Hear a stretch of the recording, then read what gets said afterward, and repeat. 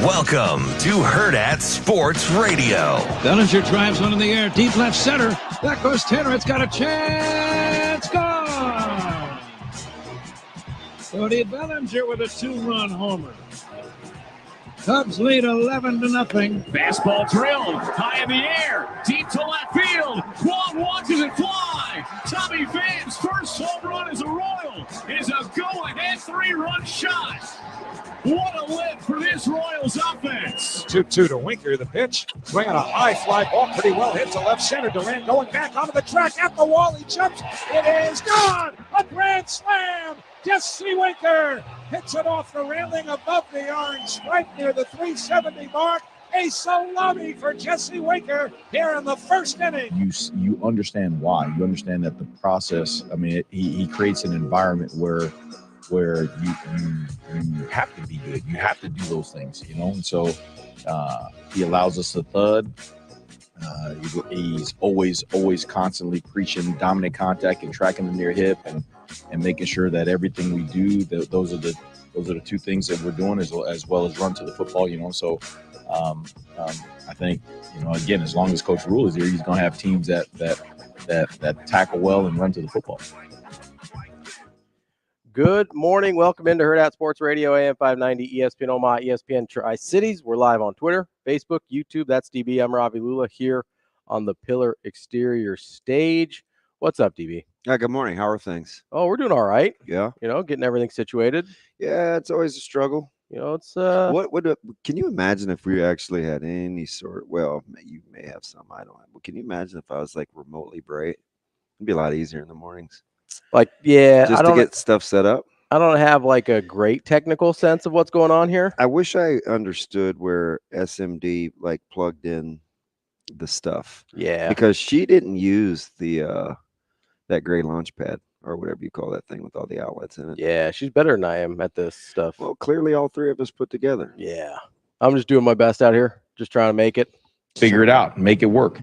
Yeah, Coach White. That is what we're trying to do, Coach. We're trying to figure it out, make it work. Just talking our way through it. I have a question though. Okay, let's go for it. No, it's not like earth-shattering. Well, how come you didn't change the channel? Because I was trying to make sure all of our stuff was plugged in. One thing at a time? Yeah. We'll get to it in the break. You just want to tell me to like chill? Yeah, I mean, you can. It's totally fine. We just ran out of time before the show started. You just looked at me and been like, bro, did you not just experience this setup? It's fine. I was trying to get everything set up before we got on the air. Like more than normal, I feel like my back's against the wall. We did. We had to pull this thing way back yesterday to get all of our stuff plugged in. Yeah. And I know it's not normally like this, but I don't know how to fix it. Do you feel like we're okay? At least nobody could walk behind us. We could probably plug these guys into the gray deal since it's already over here and then push forward. But I don't think we're supposed to have the gray deal. We're not, but we're operating under less than ideal circumstances here. Hey, whose stadium is the Old Gray Lady? The Old Gray Lady. Isn't somebody's stadium that? I don't even know why I'm looking at Shane. It's a sports I think that's question. what they used to call the Queen of England. She's not gray. I mean, she was. Let's just go ahead and Google the Old Gray Lady. It sounds familiar, but I don't remember associating it with a sports stadium. You could be right, though. Not a chance. It's too early. Or it sounds like a boat. I feel like Old Gray Lady sounds like it would be the name of. It's the New York Times. Yeah, that's not a stadium. Whatever. Okay. I feel like that's a technicality this morning. Should I name my boat that? The Old Gray Lady? Should I name my boat? Who am I working with? Ravi Rockefeller over here. I am old. I mean, it's a sailboat. It's like a yacht. Should I name my boat? Yeah. It sounds like a boat name, the Old Gray Lady. I used to name things and it had nothing to do with my boat. I don't even know what that means. Just dogs and stuff. Oh. Pets. I do name my pets. Wife does sometimes too, you know. Yeah. She's involved in the process. Not really vibing with this What flavor is that? What do we got here? This is ginger citrus twist. That sounds, I don't like ginger that much. So I typically don't either, but this is pretty legit. Yeah? Yeah. But you're just not feeling it this morning? It has some leftover IV in it. Oh. Can't just go mix and matching sugar-free white peach and No. ginger citrus. No, not at all. Yeah. Probably should wash that thing out a little bit. Well, I thought it was pretty clean. When you don't turn on any lights, you leave it to chance. That thing wet? Yeah, That thing wet. Apparently it still was. It's a little goopy. Little goopy. We don't like the goop. No, not here for the goop. no, it's a nasty word too, by the way. Well, I mean, you brought it up. Happy NFL morning too. It is. We've got NFL game singular tonight. Are you excited? I am excited. I'm excited. 8 o'clock. We're going to do all of our NFL predictions. It's exciting. Yeah, it was on the rundown. I didn't read that. I figured. That's fine. I know what I'm doing. I figured. Do I have to pick 7 teams? No. Not all 7. You can if you want. So I've got. So why are we doing the predictions if we're not going to do it correctly? Well, I don't know. How would you like to do it? Well, what was in the rundown? Super Bowl matchup. I don't like and that. Winner. No. Okay. No. MVP. No. Biggest regression. Okay. Biggest surprise, positive or negative. Oh, I read that, but how come we just don't pick like worst first? Can't we like start with baby steps and do division winners and wild cards? If you'd like to. I just can't fast forward to the Super Bowl. Do you know what it's like to process? Sure. It's incredibly difficult. Yeah. Yes. Yes. Process like information? Yes. Yeah. I mean, do it real time all the time. Well, I need to go a little slower. This can't be fast forwarding to championships. Okay, it's all I could do to handle the level of excitement for Colorado. Well, see, that's why you can take Super Bowl matchup any way you want it, right? So I can jump right to, hey, I think it's gonna be these 2 teams. Here's what I think is gonna win. You can be like, well, here's what I think the division winners are, and out of that, I think it's gonna go like this. See, the regression candidate is easy. That's why I like to leave things open ended. I think mine's gonna surprise you. Well, I think mine is yours. Really? Mm-hmm. Interesting. Well, I think you've told me that since I've known you. What's yours is mine, and what's yours is mine. That's your wife, not me. Honey. Oh, I'm super happy. God, I want to say so much, but I probably can't. Maybe later. I mean, I know we're like work married here, but like we don't have the same legal obligations. This is incredible. It's absolutely incredible. Coming up on the show today, we are going to do some NFL predictions if DB lets me at least, and then at 8:30, I don't give much pushback. We're going to talk to Marty Cordaro, president of Union Omaha. You watched them on television last night? Yeah, I got a little bit of it. That was nice. It was a part of a doubleheader too. I didn't change the channel. I just kept it. Yeah. Yeah. Just kept on rocking. Yeah. They've got a big match coming up on Saturday. Keep on rocking me. Is it lady or baby? Keep on rocking me, son. I assumed baby, but I don't know. It could be lady. Yeah. Can you tell that yesterday at practice, the theme, we got to play music finally? Well, this is like 2 out of the last 3 days because we got to wait for Coach Firm Pants to give us the go ahead. Lamanji. Sure. Yeah. Okay. And he doesn't seem like a music at practice guy. It depends on his mood. He seems pretty. Yesterday, do you know what the theme was? Based on the song I just told you? Based on 70s rock. 80s. I couldn't place that one. Yeah, so I heard a lot of Warrant, Poison. Oh, that makes sense why you're singing Sister Christian. It was incredibly bad. Yeah. It was. I looked at Coach Sikora. I said, "This is arguably the worst playlist I've ever had to do." Because for some reason, and it's not because I'm black, I'm in control of the music. So everybody's always like, "Oh, Coach B, can we play music today?" And I always have to ask. Yeah. But they're afraid to ask Coach Samanji, so I'm the go-between. Okay. And it was not good. But you were in charge of the music. I had to play what I was told. Just don't release a video of your quarterback working out to that music. That's not 80s rock, Shane. It's Get like your facts straight. It was like incredibly bad. And there were only like 3 coaches on our staff that were like vibing. Yeah. One time though, who was it? Lamanji told you to play that Yes. specifically? Okay. Yeah. I thought you were saying sometimes Sikora he does. Sometimes he doesn't have like requests. Doesn't have a preference. It's just like whatever. Yeah. But sometimes yesterday was like, if you're gonna play something, it's gonna be this. He goes, "Let's go with 80s rock." And I was like, yeah, okay. Anything is better than nothing, almost. One time last year, my man said 90s R&B. That was like your favorite thing that ever happened. happened? It sounded like it would be awesome. Yeah. And then his idea of 90s R&B and your idea. Nope. was I different? just go to Spotify and I Yeah. go whatever clean 90s. Well, you don't have to worry about that so much with 90s R&B, but it was like I felt like I wanted some popcorn in a movie rather than practice. So even though I liked the songs, it wasn't like wasn't a good vibe for practice. no. Yeah, you got to turn it up a little bit more than 90s R&B gives you. But I love the thing, sometimes lifting in the summer on Fridays is like Disco Friday. Like he has he has range. 90s R&B might be a little slow jammy for getting after it at practice, Yeah, I mean, could you do like Cowboy Passing Period to like Motown Fiddly back again? Sure, there's some of it you could get up to a little bit. Yeah, you should see Nebraska's music at practice is different every day too, and sometimes it is gosh awful. Yeah, Can I say God awful without using the Lord's name in vain? I sure hope so. I mean, we can get into some technicalities here if you want, but I don't know if you're. That laugh drives me crazy when he thinks he's funnier than me. And I want to mock him like I'm 7, but I don't really. Well, I mean, you kind of are right now. No, sure. Yeah, he said something slick the other day before the game, so I was just like, I'm gonna sit on that for a while. Yeah, you gonna be a little cranky about it? No, I was cool. Sat bailed him out. Sat bailed him out. I told he was mad. I said Sat's the funnier of the two. I think you just like Sat's sense of humor better. Like I think it sits with you better. It does. You like kind of that dry. Yeah. Sat's very like Sat would never laugh at his own jokes. No, I could definitely go to like Chili's and have some chips and salsa with him. Tell jokes. Me and Ryan are gonna go do that. That's weird. Whatever this bromance and believe me, I'm far from jealous. I don't like anybody enough to elicit those feelings, but it's kind of weird. We should have a lot in common. We like a lot of the same stuff. Losers like FSU. Well, we like Nebraska too. So you guys both like money too. Yeah. Yeah. I think a lot of people like money. Well, see, I think that's a little bit of a misnomer. I think people respect the money, but not the person with the money sometimes.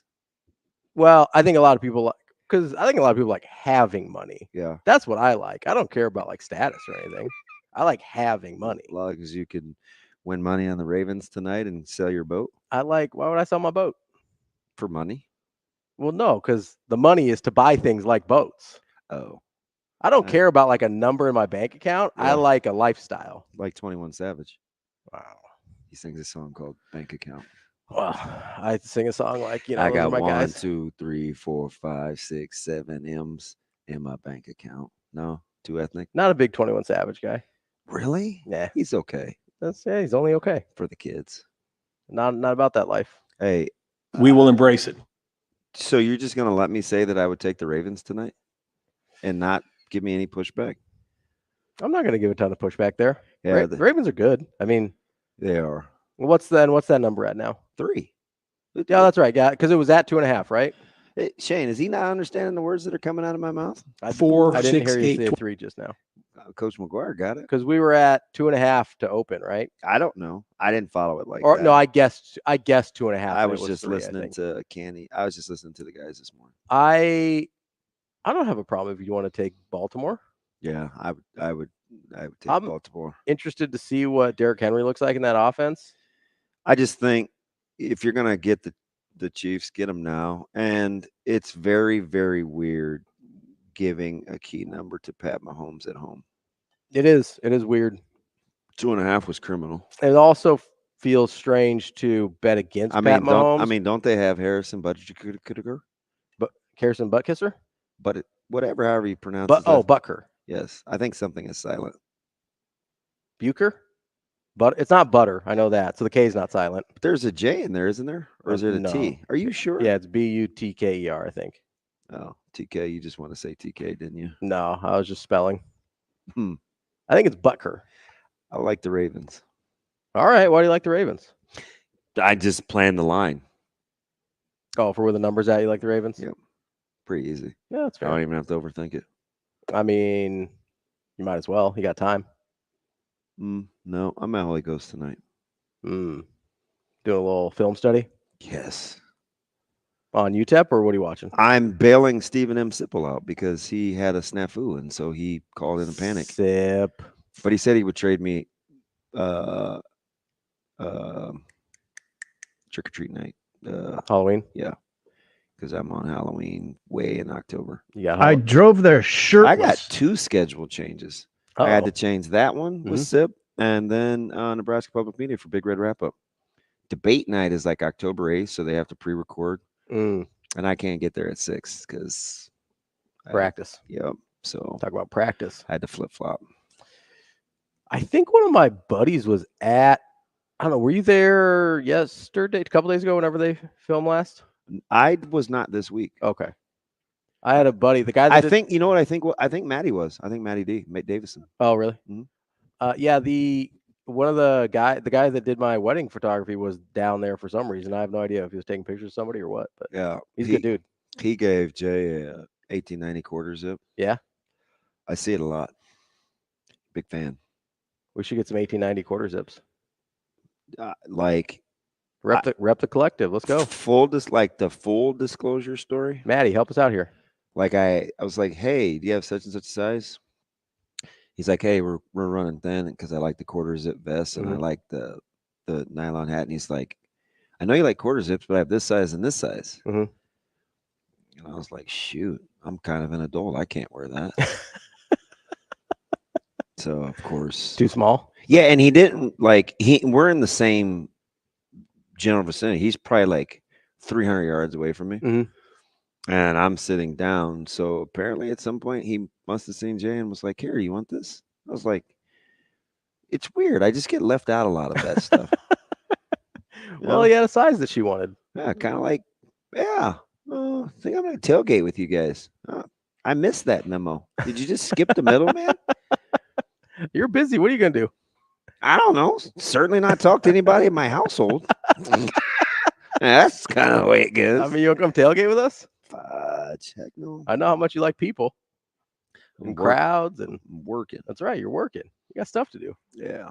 I mean, nothing like starting a 2:30 pregame with 2:30 kickoff slates. Yeah. I work hard. I gotta text Sharpie. I'm like, you have got to get to the studio early and get these games on because I don't think anybody can run the TVs. Yeah. It's a new system, man. And you see me in here, I just struggle. I wish I wasn't so dumb because like if I would like just spend 20 minutes trying to learn, I could probably do things on my own. Yeah. Yeah. You know, but why do things on your own when you have friends? Apparently there's I heard a story about Steph Curry that whenever he's at his house and he's trying to figure something out, they have to give him 5 minutes before they help him do it so he can try and figure it out. Because he's like, otherwise it would be really easy for me. He's like, because he's got $500 million. He's like, it's really easy for me to never be able to do anything. Yeah. So he's like, he's got a 5-minute rule. So what's my excuse being boring? Still can't do anything. Just lack of want to. I don't know. Well, maybe we should put a 5-minute DB rule in. We would have never learned how to turn the TVs on. Remember that debacle? Yeah. Couldn't even light the goddamn iPad up. Well, we got the iPad. We'll turn it. In full disclosure, the buttons aren't aligned correctly. No, they're not with the like rubber casing deal. Yeah. Yeah. It's a little off. Shay must really think I'm special because that text he sent this morning with stuff being in front of the door. I wanted to just say, hey, I can move it. It's fine. Hey, there's a lot of stuff in front of the door. Just a heads up. I'm like, does he think I'm like I think no an invalid? So I think because it was. Can I say that it's 2024? Well, maybe. I really don't. I don't know if that one is. It's fine. Yeah, I don't know. I honestly don't. But I think so. He explained it when I came in. It was dark when he got here, so we didn't really see it, and so we didn't want us to trip on it if it was still dark when we got here. As low to the ground as you're built, you tripped over that, Shane? You ain't gonna fall You're not gonna fall very far. But fall's a fall. He's like Maurice Jones-Drew. He's got that low center of gravity. I do not like him as an analyst. Did you like him as a running back? No. He's a little muscle hamster. Didn't fit. No, that would be the other guy in That Tampa. was Doug Martin. Yeah, who hated that nickname, by the way. That's why I gave it to somebody else. He didn't want it anymore. I'm not like, that's not my jam. That type of guy? No. Not smooth enough? No, just no. Were you a Darren Sproles guy? I like Sproles a little bit. Or did you just hate all short running backs? You know who I really like? Who? This is weird because he plays in the wrong conference for the wrong team, and they're always good. But Frazier is nice. Nate Frazier in Georgia.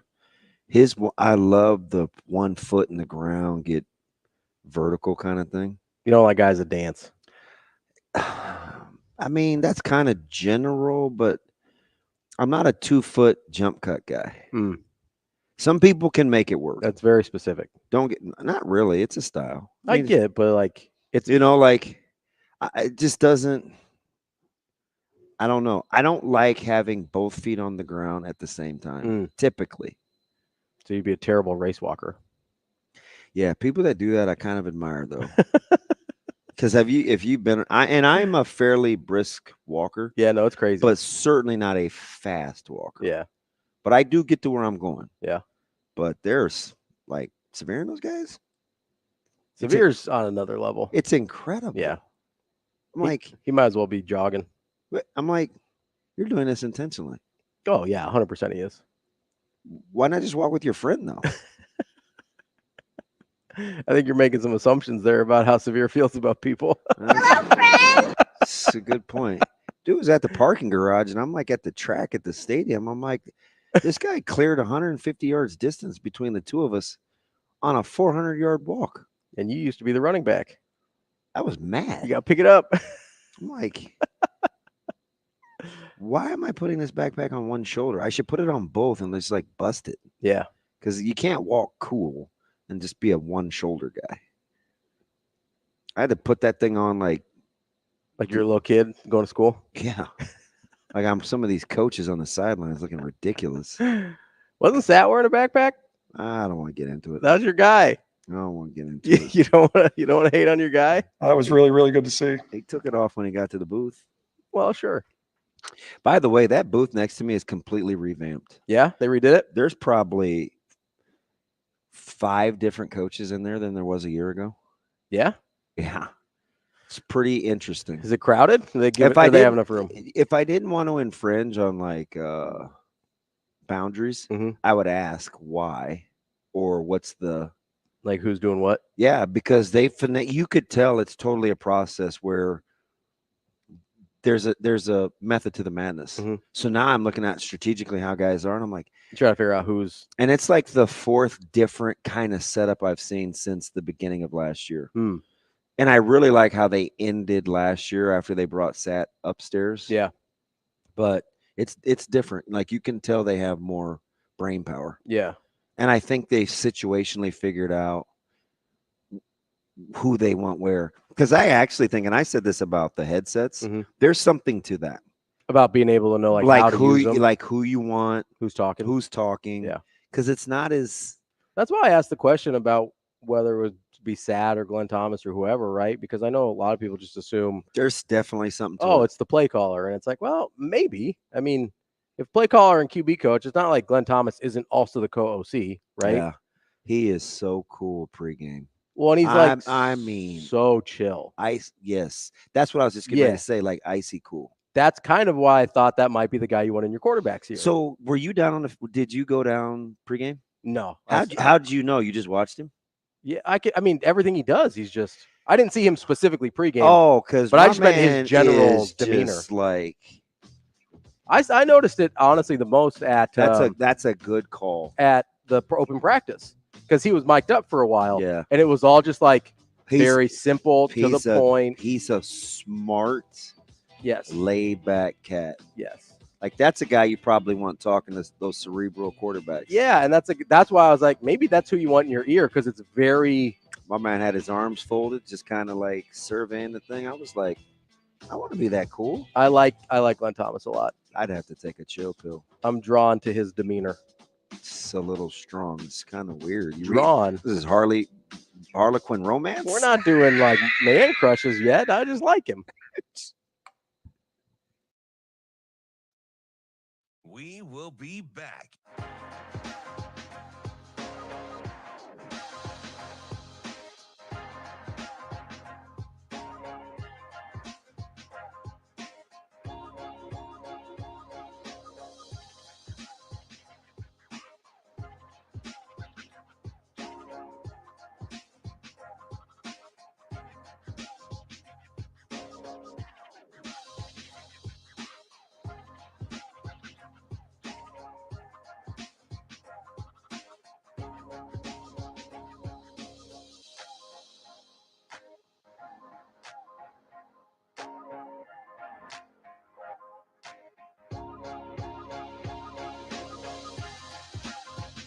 We will be back.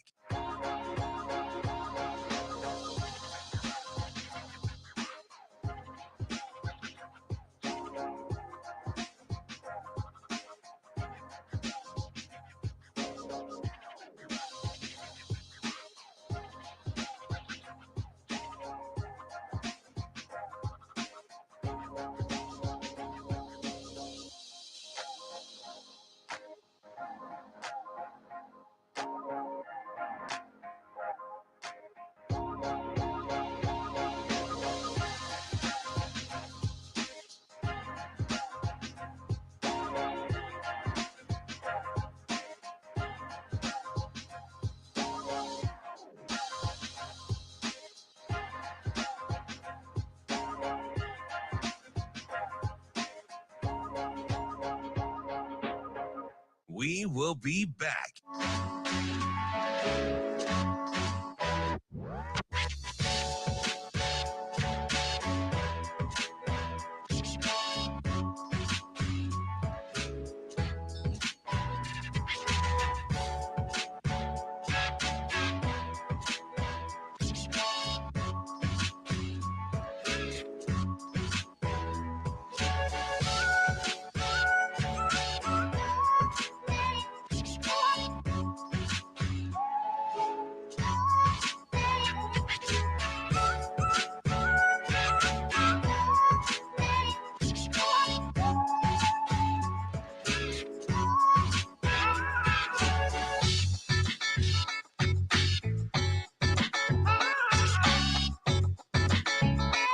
We will be back.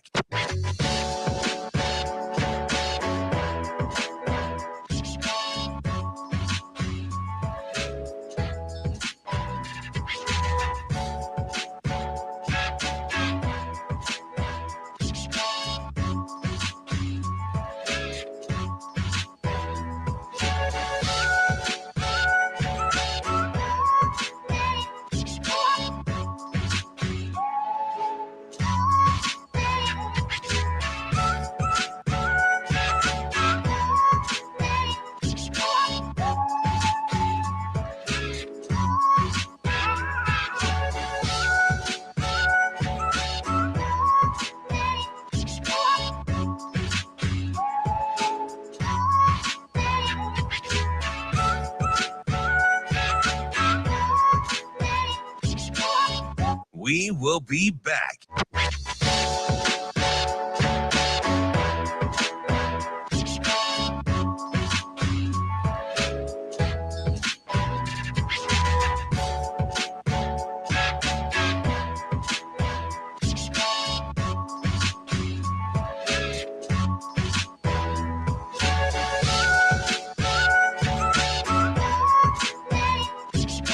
We will be back.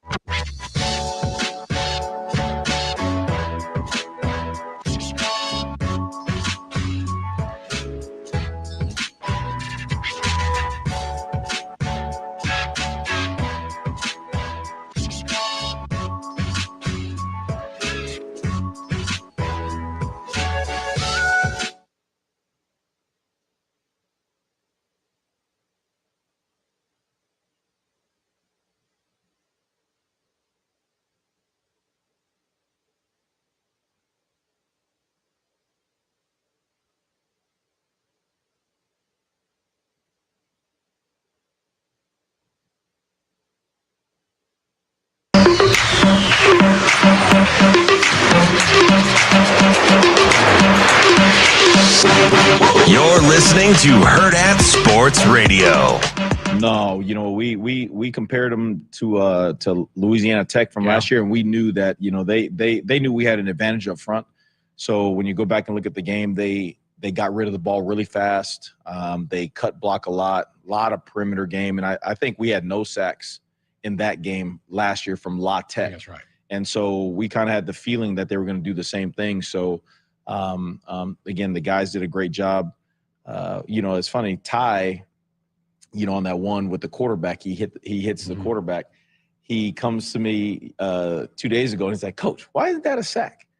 And so I'm like, you know what? I don't know. I gotta go ask. So I asked, you know, Keith Mann, and I said, "Hey, they're running an RPO out there. There was actual routes that they ran, and Ty just got back there so fast that they didn't have a chance to throw it. So I know they were going back and seeing if that would count as a sack. So hopefully it gets changed, and hopefully there's 2 sacks.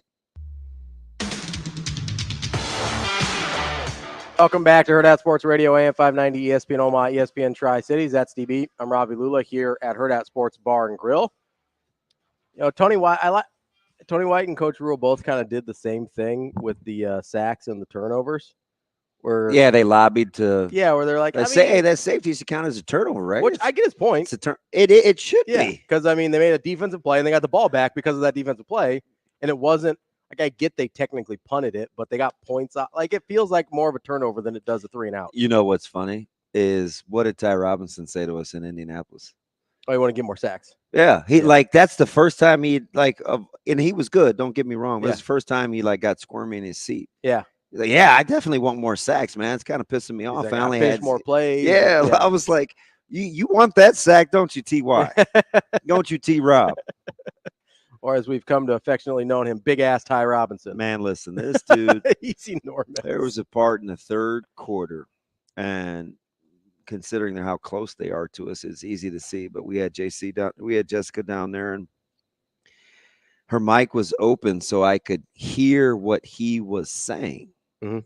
Because she was like, I don't know if she was getting a pep talk in the huddle too, but she was right on it, which is cool about having her on the sidelines because she's not afraid to mix it up. But he called that defense over before they started to substitute and talked about the standard being the standard. And he had I felt like it was one of those cool things that happens before rugby where everybody kind of gets together in sync. Okay. And I was like, okay, if attitude reflects leadership, captain, I'll take that, because he wanted them to know, don't drop off. And he called them over before everybody went out, even though he knew that the top unit was going to shut it down. Yeah. I like that. I like that a lot. We saw that from Giff in the Chasing 3 as well. Hey, listen, he's nuts. Yeah. Yeah. I like him. That dude, yeah. He stays mad. Just I don't think he can function unless he keeps it petty. Yeah. He doesn't like barely anything or anyone. It's a weird comparison that I think of like that is I think that's how Pat Beverly operates. Pat Bev. Which I don't like Pat Bev. What you got on my Bev, Ravi? What you got on my Bev? I'm not a fan. That's what the kids say. Oh, I have no idea what kids say. I try not to spend any time with them at all. Well, selfish. It's fine. Yes, that's why I don't have kids, because I'm selfish. That's fine. I like my own stuff. I don't really like that answer, but that's fine. How would I know what kids say? I don't know. I don't know. Apparently, there's something called skibbity out there. I don't know what that is. Who? Skibbity? I see it on TikTok, and I'm like, that sounds like you made that up. Does it anybody that looks like what do you mean skibbity? Who's saying that? I don't know. Apparently, children. Whoa. Okay, let's be a little more specific. 6 to 8, 16 to 18. Who's saying skibbity? Middle school, high school. Okay. All right. That's what the TikTok tells me. I don't know, because I avoid children like the plague. I don't know. Bubonic, including ones related to me. I'm just like, nah, I'm good. I know you think chronic, but I just mean bubonic like the plague. Yeah. I'm not like Snoop Dogg or it's Dre is the chronic, right? I don't recognize what you're saying. Dre, that's the name of his big album is The Chronic, right? I don't even recognize it was really good. Yeah. We would not be playing that at practice. No? Nope. Lamanji's not a big The Chronic guy? Nope. Had to turn off some little Uzi Vert because Millard North was there for tennis and it was too loud. Listen, you gotta be respectful of those tennis players. Dude, I watched some of those guys hit balls. Yeah. It's incredible. Your tennis coach actually hooked me up the other day. Dude, he's fantastic. Oh, it was a lady. He seems like it's two. Yeah. Low-key cool. Yeah. I feel like most high school tennis coaches I've run into are very pretty chill. They're not bad. Yeah, I don't know. She was cool though, because I was confused when you talked about. Hey, she would beat your brains in too, by the way. I'm sure she would. That's fine. It's wow. But how you talked about the parking over at Westside? Yeah. I thought you meant the parking lot was under construction. So when I saw it wasn't, I was like, oh. It is. Not that back one. Between the visitors section and the baseball field, you can't go in there. Right, but the lot. I thought you meant the lot over by the tennis court. Yes, or the one in front of the building, because both those are open. I mean the one in the back where visitors would park. Where you used to park. Yeah, that's my jam. So that's where all the coaches park. Right. So I thought you meant the one in front of the tennis courts, because that's where I would always park last year. And then I saw it open. I was like, oh, I'm good. But you can't get so through you've there. Always parked there? Yeah, always in the back by the tennis courts, because it's a straight shot to the field right there. Yeah, now you can't get through with the construction. And so the tennis coach, she was like, you trying to get to the football game? And I was like, yeah. She's like, you can't get over here at all. And so she let me in the building and walk. Oh, you walk through. Yeah, that's the so those doors down there. Mm-hmm. That's where I spend most of my time. That's the special ed wing. Yes. I mean, I don't mean that because that's where I learn. I mean, because that's like my baby. And that's your specialty. Yeah. Yeah. No, I know. And Journey's over there, and they're on like Jay's caseload and stuff like that. That's that wing right there.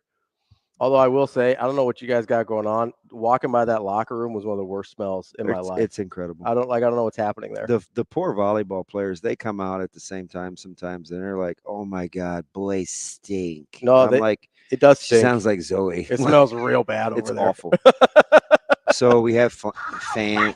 I get it's just like 40 years of whatever, sanitize, right? And it's trifling. Yeah, it's bad. It's foul. I was like, oh, because I had to stop for a second because I got there about the same time you guys were walking out. Yeah. And so I stopped for a second and you guys got out, whatever. And so I was just sitting in it for a minute. I was like, oh, God, that's rough. A couple more weeks of being nice, you may get some mayor status. They may just give you a swipe card. Probably not. Beep. Probably not. Maybe. They probably listen and be like, that dude hates kids. You got Lamanji. Maybe. You got Lamanji, fool. I've never even talked to Lamanji hardly. He didn't mind talking to you, so that's a start. Hey, that's a plus. Maybe it's because I didn't talk to him too much. He's like, I like that guy. He's quiet. It's very particular. Put it to you like that. I think I saw him at like a quick trip or something once. Yeah. And I was like, I don't think he knows who I am enough to say anything to him. Also, he looked like a guy. I was like, he doesn't want a small talk. Listen, so I'm not going to put our staff out there, but I'm just going to tell you how we operate. Yeah. So it's after the meetings yesterday at practice, and we're sitting around at the table, and we always set the schedule and what do we want to work on. And he said, well, it's like not a bad day today. The only BCDs I heard, which is blame, complain, deflect, right? We just tackle that to keep the culture, whatever. He said was from the coaches. So Coach Blank, let's get that on the table. What are your thoughts? And it was like, oh, like you talk about accountability. Yeah. Like that's exactly real time. That's exactly how he is. So all of a sudden, everybody kind of sat up. Yeah. Like, damn, glad he didn't say my name. Yep. Yeah. Don't be don't be that dude. BCD. He hit us with BCDs like we weren't grown-ups. Well, Yeah. if you're not acting like grown-ups, you don't get treated like grown-ups. That's kind of how it works. No BCDs. No BCD. Lance, hold on a second here. We've only got about 90 seconds, so I don't want to cut you off because last time I did that, he got mad. He got a little cranky about it. So we're gonna take you to the top of the next segment rather than trying to fit you in with a minute left here and have you be mad about me cutting you off for whatever reason. Man, you guys only gave me 30 seconds. I'm sure he's got lots to say about that Fresno game. See how that goes. Nah, that's not true. Or he's just moving on to Texas. Think he's just rolling right on? I don't understand that line, but I do understand the total. What's the line on that one? I haven't even looked. 7, maybe. What's that? I think that seems low. Man, don't. Oh, I was gonna say don't ask me, but it's my job to know. I feel like I should, but I think the total is right around like 45 or 46. It's 7.5 now. Thank you, DB. That seems low. Yeah, but the total has come way down. It opened at 44.5. It is now down to 42.5. Really? Yeah, that's interesting. I just don't know how Michigan's going to score. I don't either. So what's the implied score there? 7.5 at 42.5. You're talking 24-17. Yeah. That's plausible because we were trying to get to 44 earlier in the week, and we're like, I'm not sure how we got there. I don't know how Texas is going to get to 20. They're explosive. Yeah. But Michigan is way good defensively. Maybe they turn it over. Yeah. Because I don't think Orgy's very good. I don't think either of them are very good. At least one guy can throw. That does help, as we've seen here in Nebraska. Yeah. Having a guy that can throw is a helpful thing to have in a quarterback. Like Hy-Vee with a smile in the eye. It's pretty helpful. I do smile when we're able to throw the football. Does that count? Yes. Coming up next, we've got more Hurrdat Sports Radio. We will be back.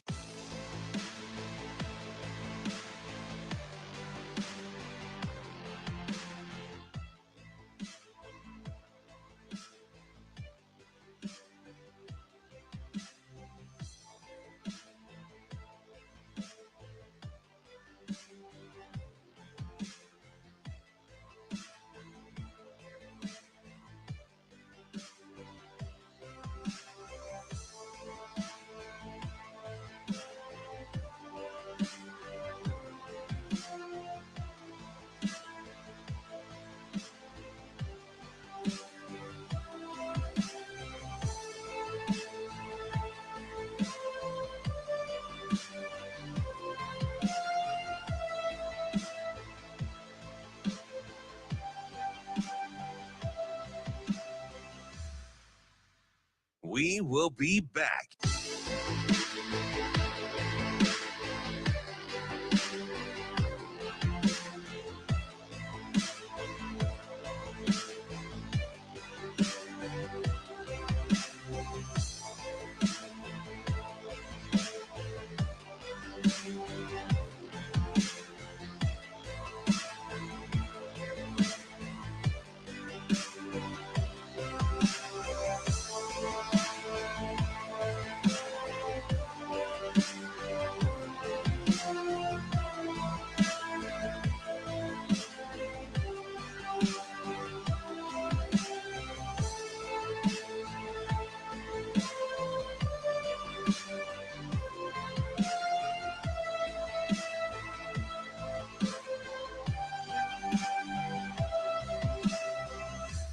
We will be back.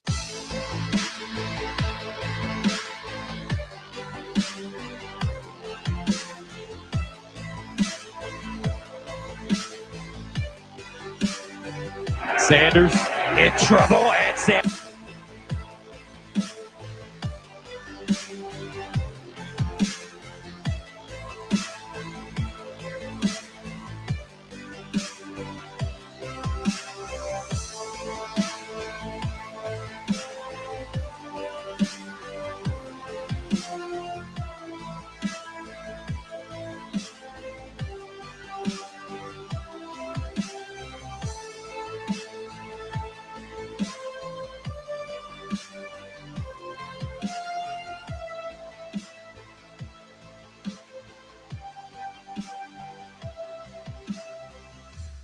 We will be back.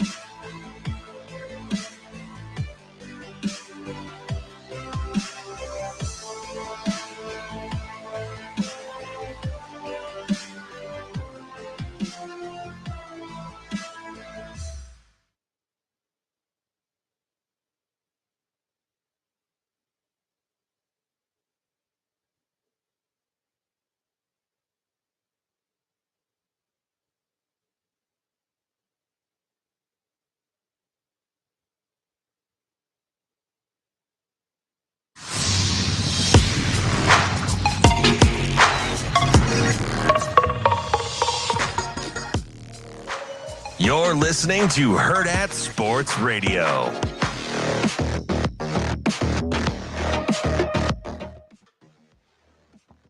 Wrapping up hour number one here on Hurrdat Sports Radio, AM 590, ESPN Omaha, ESPN Tri-Cities. That's DB. I'm Ravi Lulla here on the Pillar Exterior stage.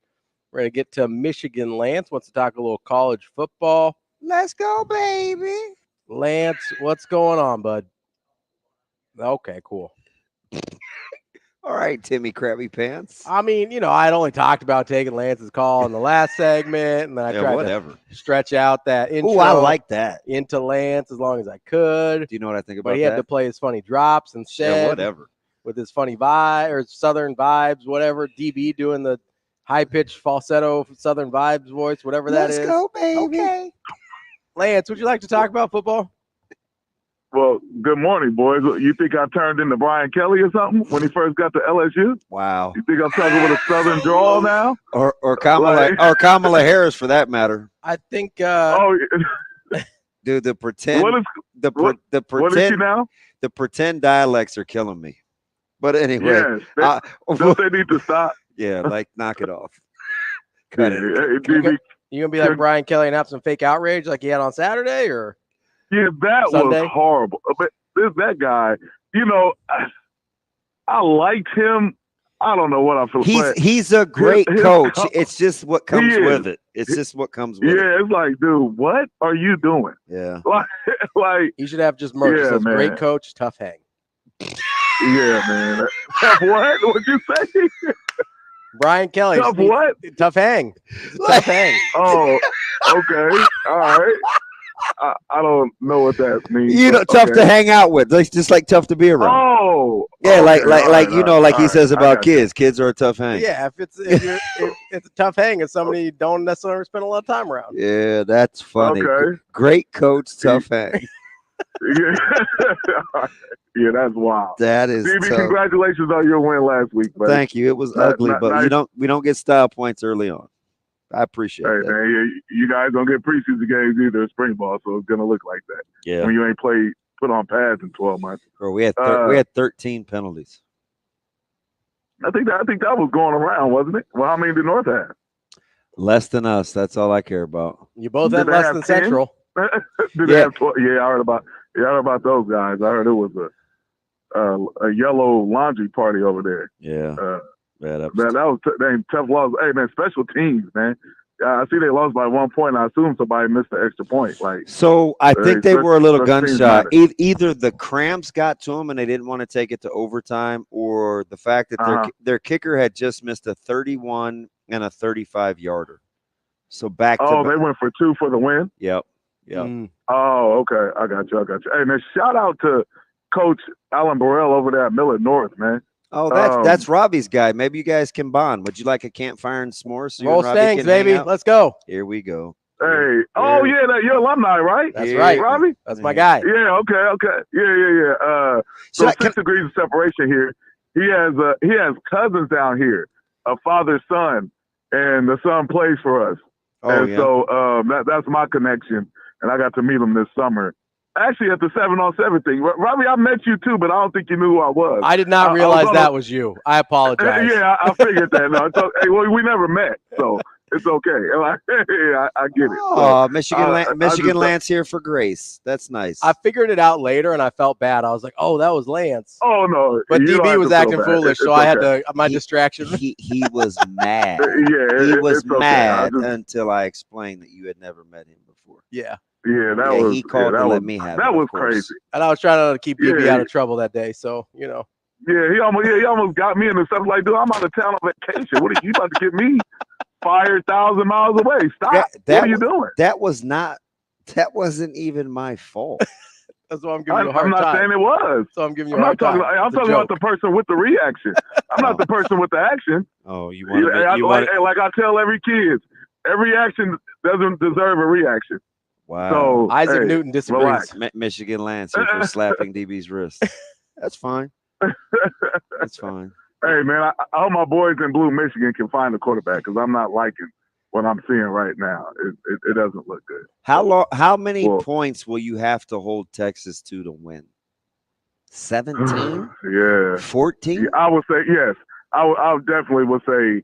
I would say more between the 17 to 20 range. Listen. I'm just telling you, you're not scoring 20. I know, man. So you can miss me with that. Michigan is not. They are not scoring 20 against Texas. Texas is not only good defensively. You guys are atrocious offensively. Oh, I know. Well, and I don't know why they went with that quarterback as a starter. I'm just like, I think. All right, let's. I think people understand why he's taking it like he's not closing the door on a true quarterback competition even in season. Right. I definitely can see that. I'm hoping to see like a little bit more Orji or Orji even getting the start this week. I'm I'm wondering if this is going to be like a back and forth thing, but we'll see. He even this is petty, but you know how I am about the way people look. He even puts his gear on. He dresses like a running back. You talking about Orgy? Yes. Yes. Hey, this is who I compare him to. He looks wearing that 10, he looks like Joseph Adai. That's what I think. He does, and he does look like that. He does. But hey, I thought you were going to say Jamal Lord. Well, no, not at all. He was like 6'8", wasn't he? I mean, no. I'm Team Lord. Jamal Lord was very tall. Hey, man, Tebow looked like a tight end, so all I need him to do is play like Tebow. Hey, man, run the ball well and give us a couple good throws. It's college football.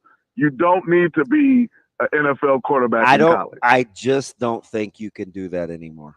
I don't. You don't think you can do it anymore? They tried it in Arkansas with KJ.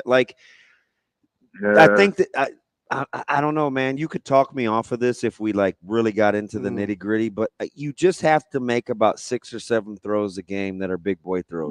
If you can't play. So I agree. You just can't.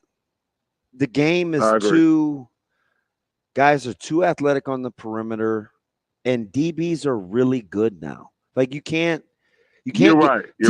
Tebow, this is a hot take, right? In 2024 in September, Tebow couldn't play. Tebow couldn't play today. You think so? No, you have to throw the ball better. Hot take. The 4.4 yards per carry in the quarterback run game, he would get there's no way. No way. What about one of Michigan? You're right, because you don't see it. You just don't. What about a Denard Robinson?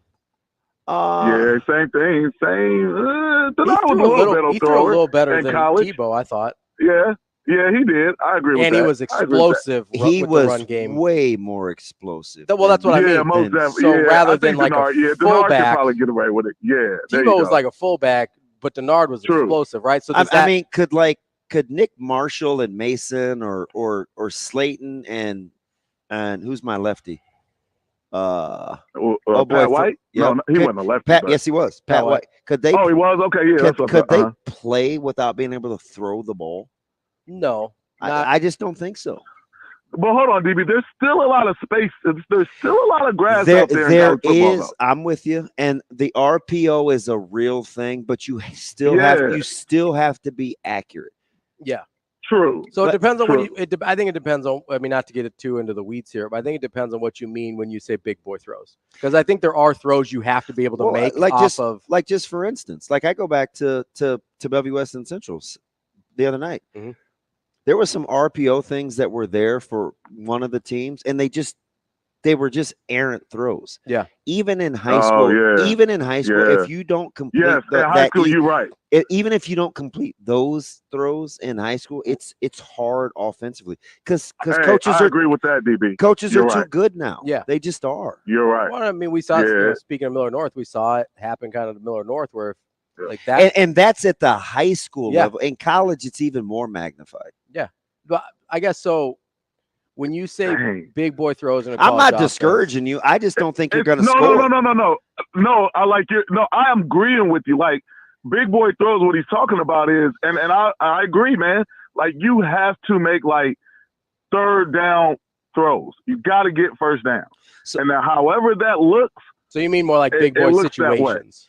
So yes, that's what I think, DB. I don't know about. That's in high school level for sure. That's fine, but I mean, even when it was 2nd and 30 for Nebraska against UTEP, right? Mm-hmm. It's not a daunting opponent, but the 2 completions were over the middle. These little little square in routes, that's big boy stuff. We'll I'm with you. We'll poo it because it was UTEP, but those balls were caught between the hashes. Mm-hmm. Yeah. Don't look at the opponent. Most definitely, I'm with you on that. Look at yourself and see how that looks. Most definitely. And they got the little sit down on the comeback outside the numbers, but even that's a big boy throw. So I understand. So when I hear big boy throw, I think of from opposite hash to the sideline, one of those really Like I'm talking about big boy. It's not NFL so much arm the throw. type of throw as much as situationally. Okay. That's why I asked. Yeah. That's why I said the situation. When I part. hear Yeah, big boy most throw, I think of like NFL arm throw. Second and 30. Yeah. Third and No, 6. Sure. Like it's not so much. Okay. I'm vibing with you. I mean, I listened to a coach. And listen, Coach Parker he's a genius, right? There's no question in Iowa City. And we were just going through data on throws we wouldn't consider big boy throws, swings and balls in the flats. Mm-hmm. He's like, you'd be amazed at the low completion percentage, yes. even though they're gimme throws. I mean, we've seen that in Nebraska forever. So he's like, Benning, we don't go ahead. Nobody's willing to make a living doing that. We're willing to concede that. And I'm like, and as an offensive guy, you'd say, why wouldn't you just take the gimme throws? Because nobody don't complete them. They don't complete them. We saw Raiola do it in the spring game, and we were like, oh, my God, he completed a swing pass. Lance, good luck this weekend. We appreciate the call. We'll be back with more Hurrdat Sports Radio coming up next. We will be back.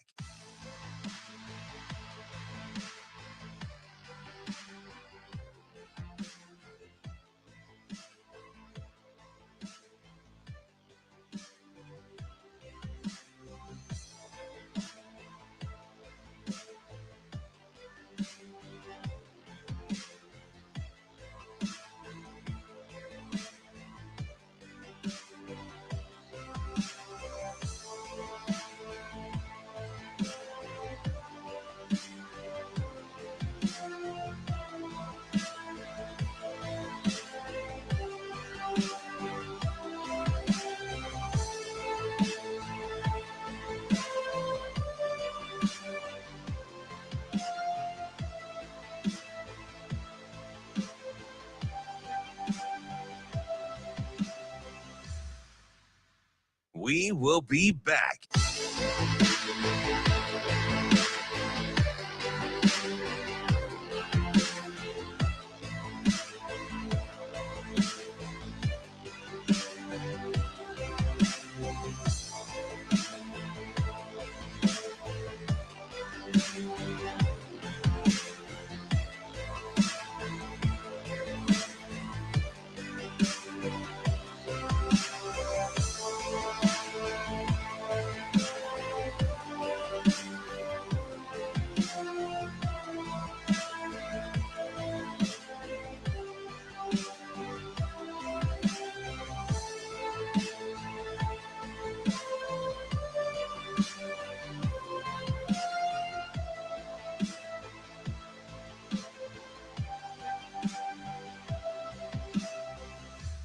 We will be back.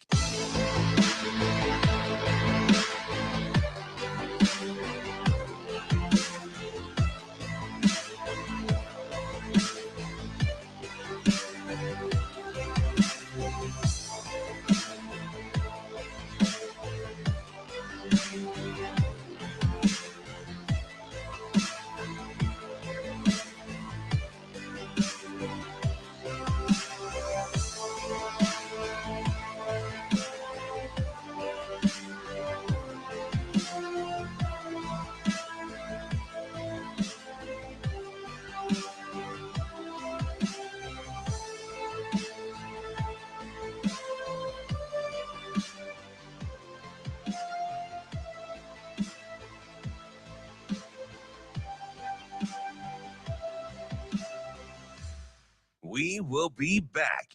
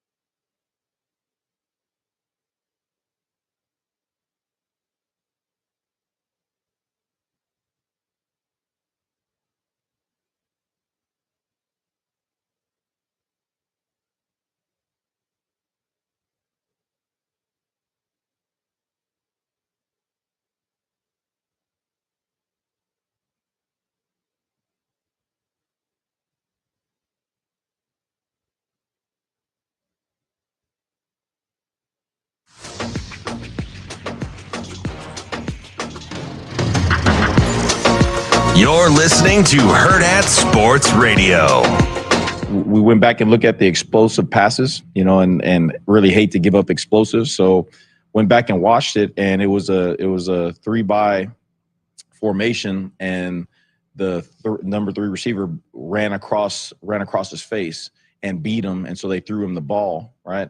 So a couple plays later, they flipped the formation, and they caught us in the same coverage and same play, and he tried to run across his face, and he felt it, and he was hip to hip, and then he undercut it, and he intercepted the ball. Now, again, that's a great redemption story for him. Like you said, G, not being in the 120, coming over here late, working himself into position, one, mentally wise to get to know what to do, physically wise, losing the weight, getting himself in shape, and then to go in there and perform the way he did and self-correct, that was big time. But now, the guys are giving him a hard time because he should have taken it back for a touchdown. Yeah. He let the worst athlete on the field tackle him. So don't let him live it down. It was a great interception, but we need that in the house. You know what I mean?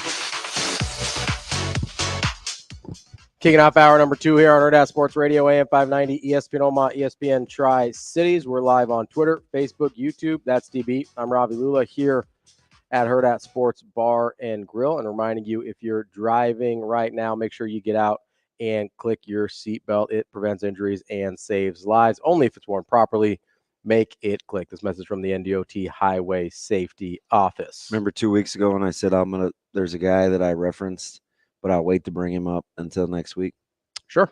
That was Ramir Stewart. Yes. You mentioned him off air to me. Yep. In the spring. Mm-hmm. I was like, hey, keep an eye on Ramir Stewart. And I told the story about, that was during Ramadan. Mm-hmm. And so I can give backstory to this. Yeah. Cool thing is you're not getting this anywhere else. So I'm obviously at practice, and I came back and I told you, I said, you know who kind of flashed? Mm-hmm. And I even said it on air because I remember Jim in Minnesota was like, Ramir Stewart, that's interesting. And I said, yeah, he flashed. He really gets down into the box. So the thing that, like, the evolution is coverage isn't this thing. That ball was laid over the middle, and it's a great play. Yeah. Right? You undercut it. You got to be in a position to make the play. Not always going to get that because you got to be in position. But anyway, I say all that to say, it was during Ramadan, and it's spring. And so I kind of asked, I'm like, gosh, because he's one of those guys I felt like would kind of get fat shamed. Mm-hmm. And it was a very open topic. Okay. So Ramadan's going on, and he's got to eat early. And I told you this off air, like, he's married with a family. Mm-hmm. Right. So his lifestyle is different. Sure. 100%. It's just different. Yeah. That's how it is. And, so when I said what I said during the spring, and then he kind of disappeared. Yeah. Right. Because I just heard a lot of, weight this and got to get in shape that, and, fat this, like the word fat was used. Right. Yeah. So I'm like, ooh, but that's kind of, it's a thing because they address those things head on. Mm-hmm. Those DEX scans, the body fat, the way you look, the body type, like, they're not afraid. Mm-hmm. Right. You heard Coach Rule poke fun at himself in the presser. Yeah. Me challenging Ramir about his weight, pot, meat, kettle. Mm-hmm. Why does Coach Rule work out the way he does? Because he wants to practice what he preaches. Okay. So, but then time went on, and he wasn't in the 105. And this is the God's honest truth. I felt like for the second time in 5 years, like, my evaluation, and I'm not always going to be right, but I'm just being honest I'm like, fudge, my evaluations kind of sucks. I thought Ramir was really, really, really good coming out of high school, and he had this trait and this trait and this trait, and he wasn't playing. I was like, did I miss on a running back? Like, that doesn't happen often. Mm-hmm. And then I was thinking about Ramir Stewart, and I was like, I don't know. Maybe he just had a good 3 or 4 days. Yeah. Was what I was thinking in my head, because which can happen. You're right. You can get on a heater. Yeah, like that can right? happen. Like they do have a couple. They have a couple guys that can flash. Can't do it every day. But I don't think they can win with. Yeah. or that they have a hard time doing it every day. So there are currently those guys still, that's right? a real thing. That's a real thing. Yeah. So I was thinking to myself, gosh, I must have been way off. Mm-hmm. But then obviously seeing more in camp and coming back and knowing, because I think some placeholders are a little strong, but I do think there are guys playing that they know long term we just want to get by if we can. If we can't, then we'll do this. But for now, let's just do this. Because that's how you have to think about roster construction. So specifically like with the 2 deep. Right. Yeah. Oh, yeah. Yeah. Yeah. Right. So I'm kind of watching this and I'm like, oh, there he is. Mm-hmm. On Saturday, you mean? No. Oh, okay.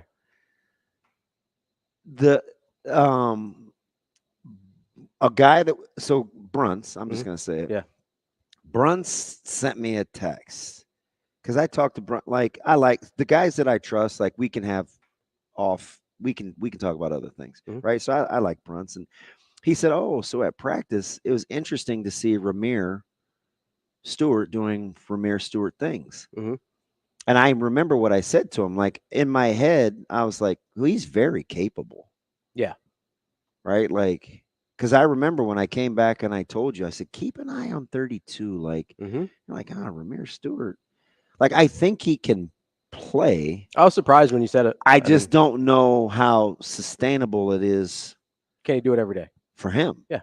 Which is the next thing. Because what we've seen so far that I really, really like, and Coach Satterfield said it, and we just kind of poo-pooed it. You could be with the 1s one day and the 3s the next. Mm-hmm. You could be with 2s one day and the 4s the next. You could be with the 4s one day and the 2s the next. We kind of assume he's coach speaking, right? It's not coach speak, though. That's what we assume, though. Right. I think we sit here and we go oh, he's trying to make sure they stay on top of it. But he's the 1s are the 1s. And I don't think outside of a couple positions. Yeah.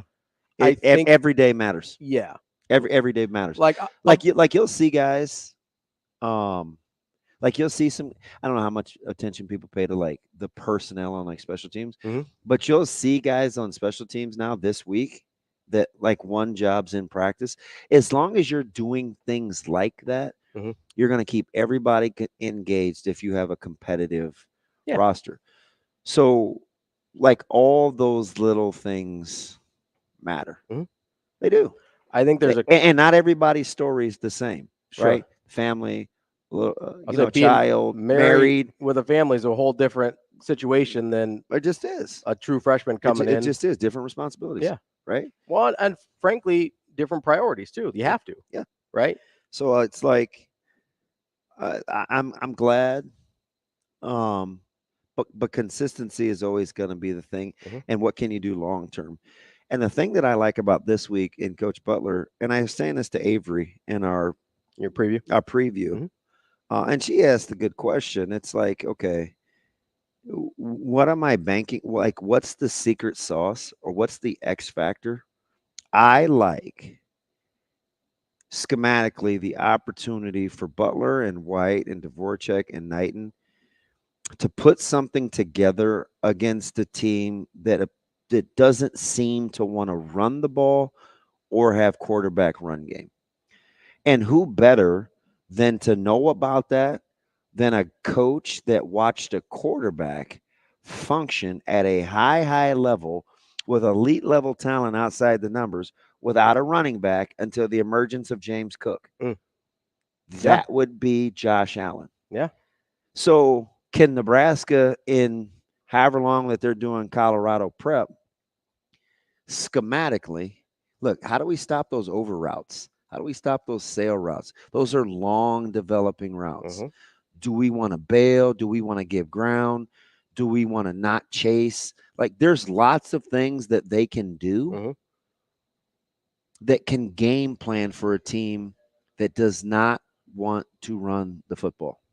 So that's, for me, that's the X factor, but it's hard to talk about because I'm talking schematics. Yeah. And not everybody, sometimes it's boring radio, right? I don't know if it's boring radio. I think some people have a hard time following it real time, as you talk about it, right? Just generally speaking, a staff putting together a game plan for a pass heavy offense that runs almost the same concepts all the time. You're allowing smart people to be smart because I'm not sure you're going to give them enough variance to keep them off bounds. Now, Nebraska still has to be able to come out and execute it, though. Yes. Right? Because against good players. Because it's new. It will be relatively new for them if they implement what you think they might. Yeah, because everybody's got a game plan. Yeah. I always use Bellevue West because that's an offense that drives me crazy. Right? And we thought we had a game plan for Glantz. Right? Oh, we'll do this. This is cute. It's new. And then what did Glantz do? Well, he scrambled. Yeah, just took off. And he ran the ball. Yeah. And we couldn't pull him up. And then it's like, that didn't work. Poop. Right? But a couple years later, we come back with a new variation, and their quarterback doesn't want to run the ball. Right. So he doesn't look very good. Yeah. But he's got a knife in a gunfight, right? Like, you're just outnumbered. Yeah.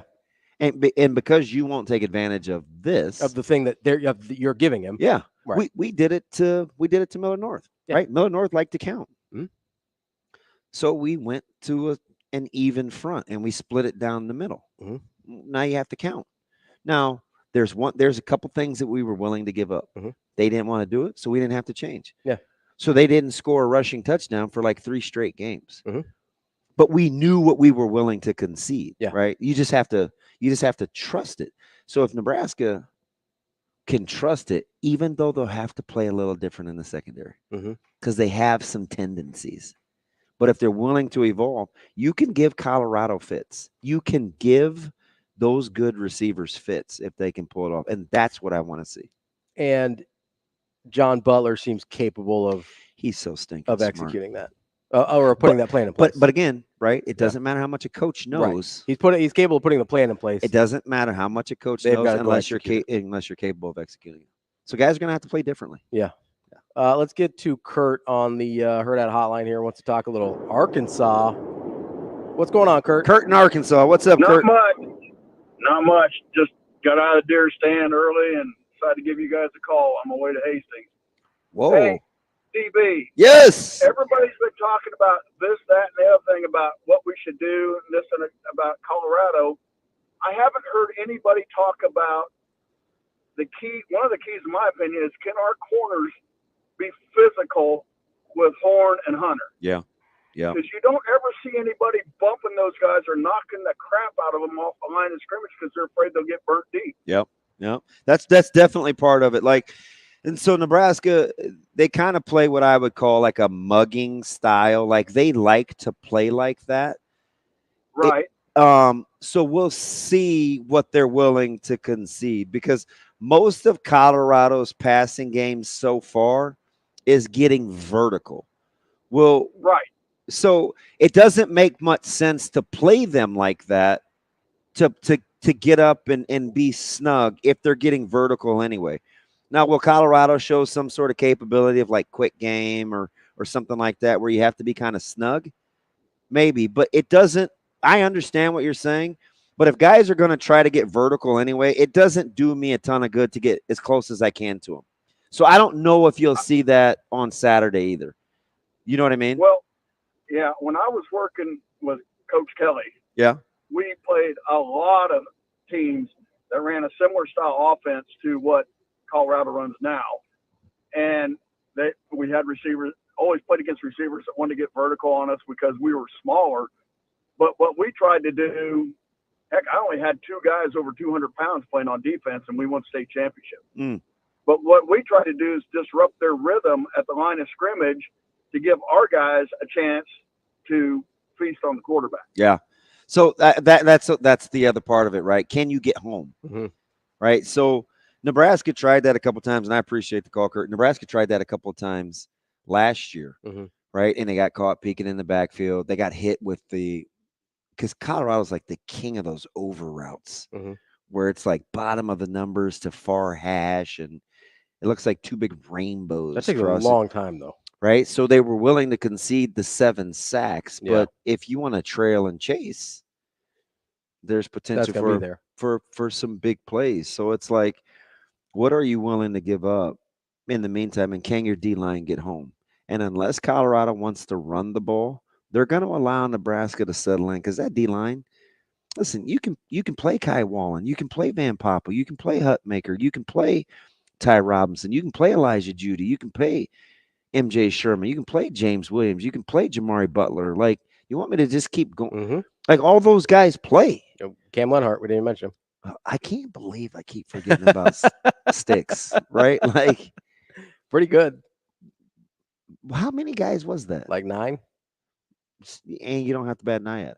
Yeah. Like, will Shedeur be able to kind of climb the pocket, then slide and play catch? Like, you don't want guys running open in space. Which he doesn't really do. He tends to backpedal. But go back and watch NDSU. Mm-hmm. How many of those guys did you think were, like, open? Even the 3 was it 3 to Hunter? Mm-hmm. Like, did you feel good that, like, the concepts were sweet? Like, no, he made contested one-on-one. He made contested catches. That's what. So what if, like, Nebraska could play what I call bracket? Mm-hmm. Right? Fame Bo Pelini deal. Mm-hmm. He's he could give a base cover. He could give a base front and then say, give a bracket concept, and you're always +1 over the top. Mm-hmm. If you don't run the ball or use a quarterback that can run the ball, you can +1 all day long because you have no threat. Which is why Nebraska quarterbacks always gave Bo trouble. 100%. Because who's pulling those guys up on the scramble? Yeah. Should be the.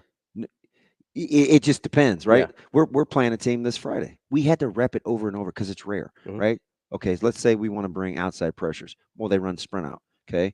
If they get outside the pressure, first of all, they shouldn't. But if they do, because you get who's got the quick trigger pulling those guys up on the scramble? What are our insides? So you got to work these drills, right? If Colorado doesn't adjust, and I'm saying this now, and I know it's early, and it may come back to haunt me.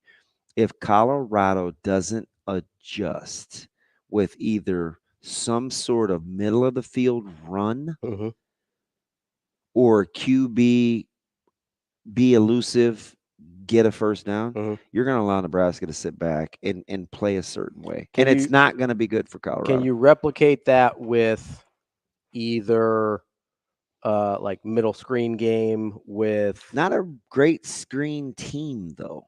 Right, but I'm saying if they don't want to run and they don't want Shedeur's not going to take off. I don't know. I don't know if you can all of a sudden be a screen team in 1 week. Are there other passing concepts that they can do to kind of make up for what you're talking about? I could see some mesh concepts, right? Like you go condensed or tighter formations, and you like can rub routes, yeah, right, where you run multiple draggers. But Nebraska still, that's just about communicating. Hey, in, or take who's coming to you. Like there are concepts, but I think it's two main things. It's are you willing to run the ball, and will your quarterback get outside the pocket and hurt us? If he doesn't, the game is too far advanced and those guys are too smart. Now, conversely, what hurt Colorado against NDSU? Well, Cam Miller, number 1, right? Scrambling, stepping up into the pocket. You see, I was like middle of the field, like low hole open. Like where are those linebackers, right? So while Nebraska doesn't possess the Cam Miller scramble deal, you can manipulate linebackers with intermediate pass game. That's why I think it was very, very important for Nebraska to show that they could play catch over the hashes. In between the hashes, I should say, not over, right? Yeah. Because you can manipulate guys getting hooked to curl or linebackers playing if you have good intermediate passing game. That's in addition to good run game, right? If you're like a C-gap, what I would call a C-gap run team, like you want edge run game, that's you can control linebackers. Yeah. Why Nebraska couldn't throw the ball last year is because when you could play with 8 in the box, you can't dictate numbers. If you can manipulate numbers in the box and still have an identity of running the football, it's hard. Yeah. It's hard. Like, and I know it sounds like duh, but it's even harder to execute. Sure. Teams that get in 2x2 and 3x1 without a true inside run game, it's people think, oh, you run inside zone. Yeah, okay. But your quarterback better be able to run. Yeah, otherwise you're not keeping them at home at all on the read. You're not. Right. That's why I was in love with Michigan's run game last year. It was so good, and their offensive line schemes were so tough. They put you in a bind as a defense because everything looked the same. Shoot, man, am I supposed to be getting in my pass drops, or am I playing the run? God, it kind of looks the same. Well, and it had all these variations of it. Yeah. It was just hard. Well, and even though McCarthy could run, they really didn't use him like that. Yeah, but he had probably don't remember this, but I said, we were playing Flores the first year they beat us at state. I said, what? They're like, what terrifies you the most about Flores? I'm like, well, there's about 4 or 5 times a game he scrambles for a first down, and it breaks your back because you can't account for him in coverage. It's like this. It's the same thing that McCarthy would do. Yes, it's the exact same thing McCarthy would do. We saw it with Mahomes a few times, I think, during the Super Bowl as well, right? Oh, the 49ers. He's a great example. He breaks your back. Yes, with like an 8-yard run, and you're like, God, we had 2 it 3 times a game. Yes, he absolutely breaks your back because you can't account for him in the run game, because if you do, he'll just pick you apart, right? And he doesn't run enough to make that worth it. But like I specifically remember in the Super Bowl, he's just scrambling. You're like, God, there's nothing you can do. If he's going to do that 2 or 3 times a game, there's nothing you can do. I just don't think Colorado's good enough in one back shotgun run game to hand the ball off. And if they can't do that, you're allowing Nebraska's back end to flourish because they're already good up front. Here's my only concern about what we've said is Shedeur is capable of that if he wants to. If he wants to. If he wants to. He's 100%. I agree with that. That's the wild card that I don't know if he's gonna if he feels like taking off 2-3 times a game, he can do that. That's why hitting him early is going to matter. He doesn't want to. You just have to touch him early. Yeah. You gotta touch him early. Where he just doesn't, that's not something he wants to do again. Because they like a pretty style of game. So you have to you gotta make it ugly. You gotta make it a little bit. Not necessarily that as much as you have to plant a seed that you're going to get hit. Like you can be cute and hold the ball and backpedal but we'll hit you. I mean, because some of that stuff he does, it's like that shouldn't work. No. I mean, he's drifting 12, 15, but he's so good with ball placement and he's savvy. So you got to touch him. You just have to remind him that, like, you know what, this is going to be awkward. And Sanders in trouble, and Sanders sacked again. Got to hear that a lot. Yes, especially early, and especially when you're only sending 4 guys. That to me, the pressure with 4 is kind of the linchpin to everything you're talking about there. Well, but then that's just football 101. Yeah. Right? Like if you can get pressure with 4 and cover with 7, you're going to win a lot of games. But there's some teams you can get away with sending extra people. Yeah. Can Nebraska +1 them? And by +1 I mean it's 6. Because +1 is more than they would have to block. That's where the pluses come in. But it means you have to send 2. Yeah. So I'm not sure you want to make a living doing that. No. So can you rush with 5? Because if you do, and you don't keep a back in, it's mano-a-mano. Colorado can't win like that. Coming up next, we're going to talk to Marty Cordaro, president of Union Omaha, here on Hurrdat Sports Radio, AM 590, ESPN Omaha, ESPN Tri-Cities.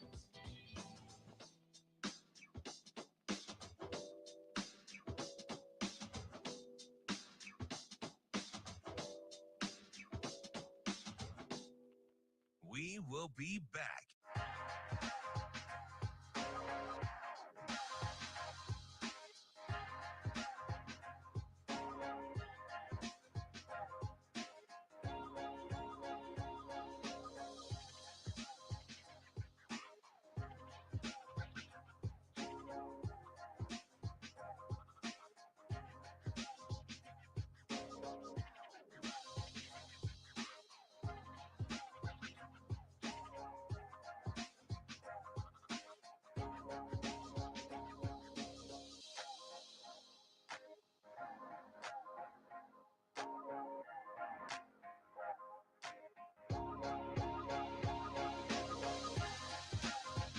We will be back.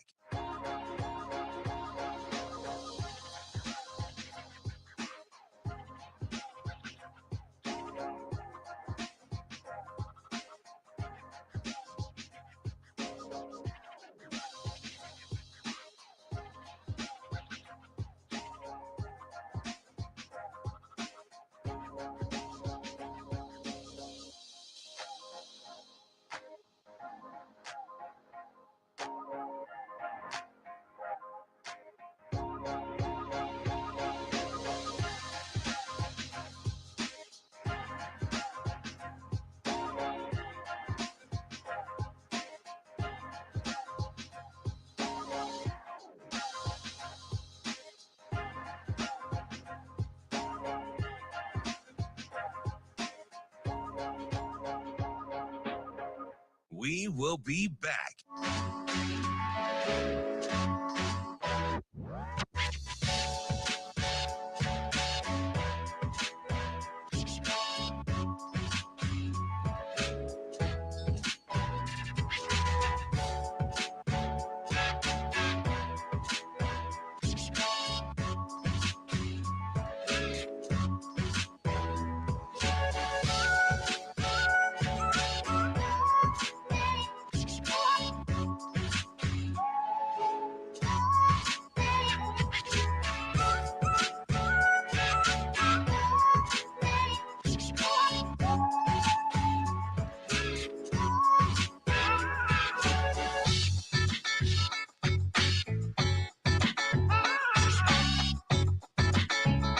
We will be back.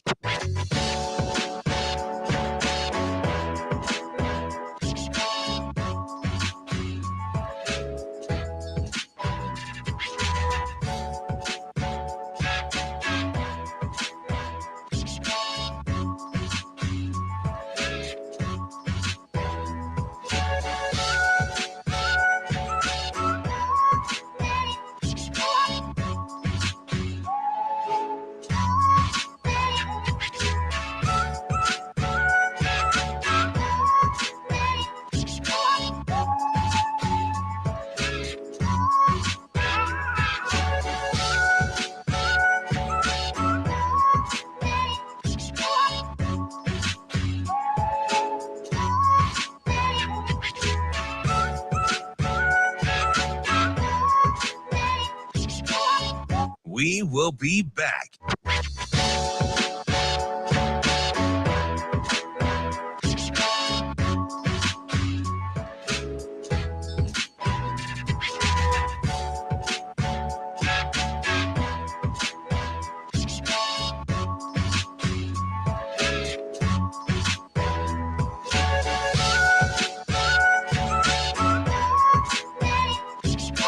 We will be back.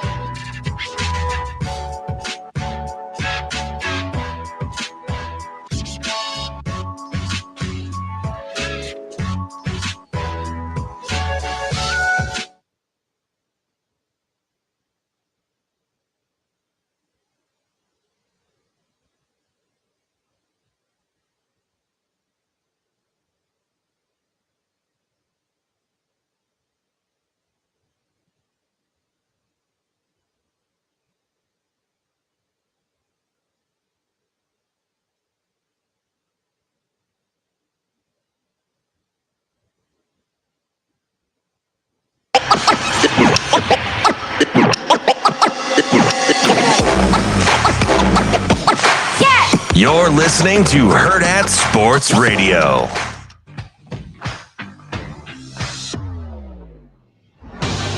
We're back here halfway through the show on Hurrdat Sports Radio, AM 590, ESPN Omaha, ESPN Tri-Cities. That's DB. I'm Ravi Lulla here at Hurrdat Sports Bar and Grill.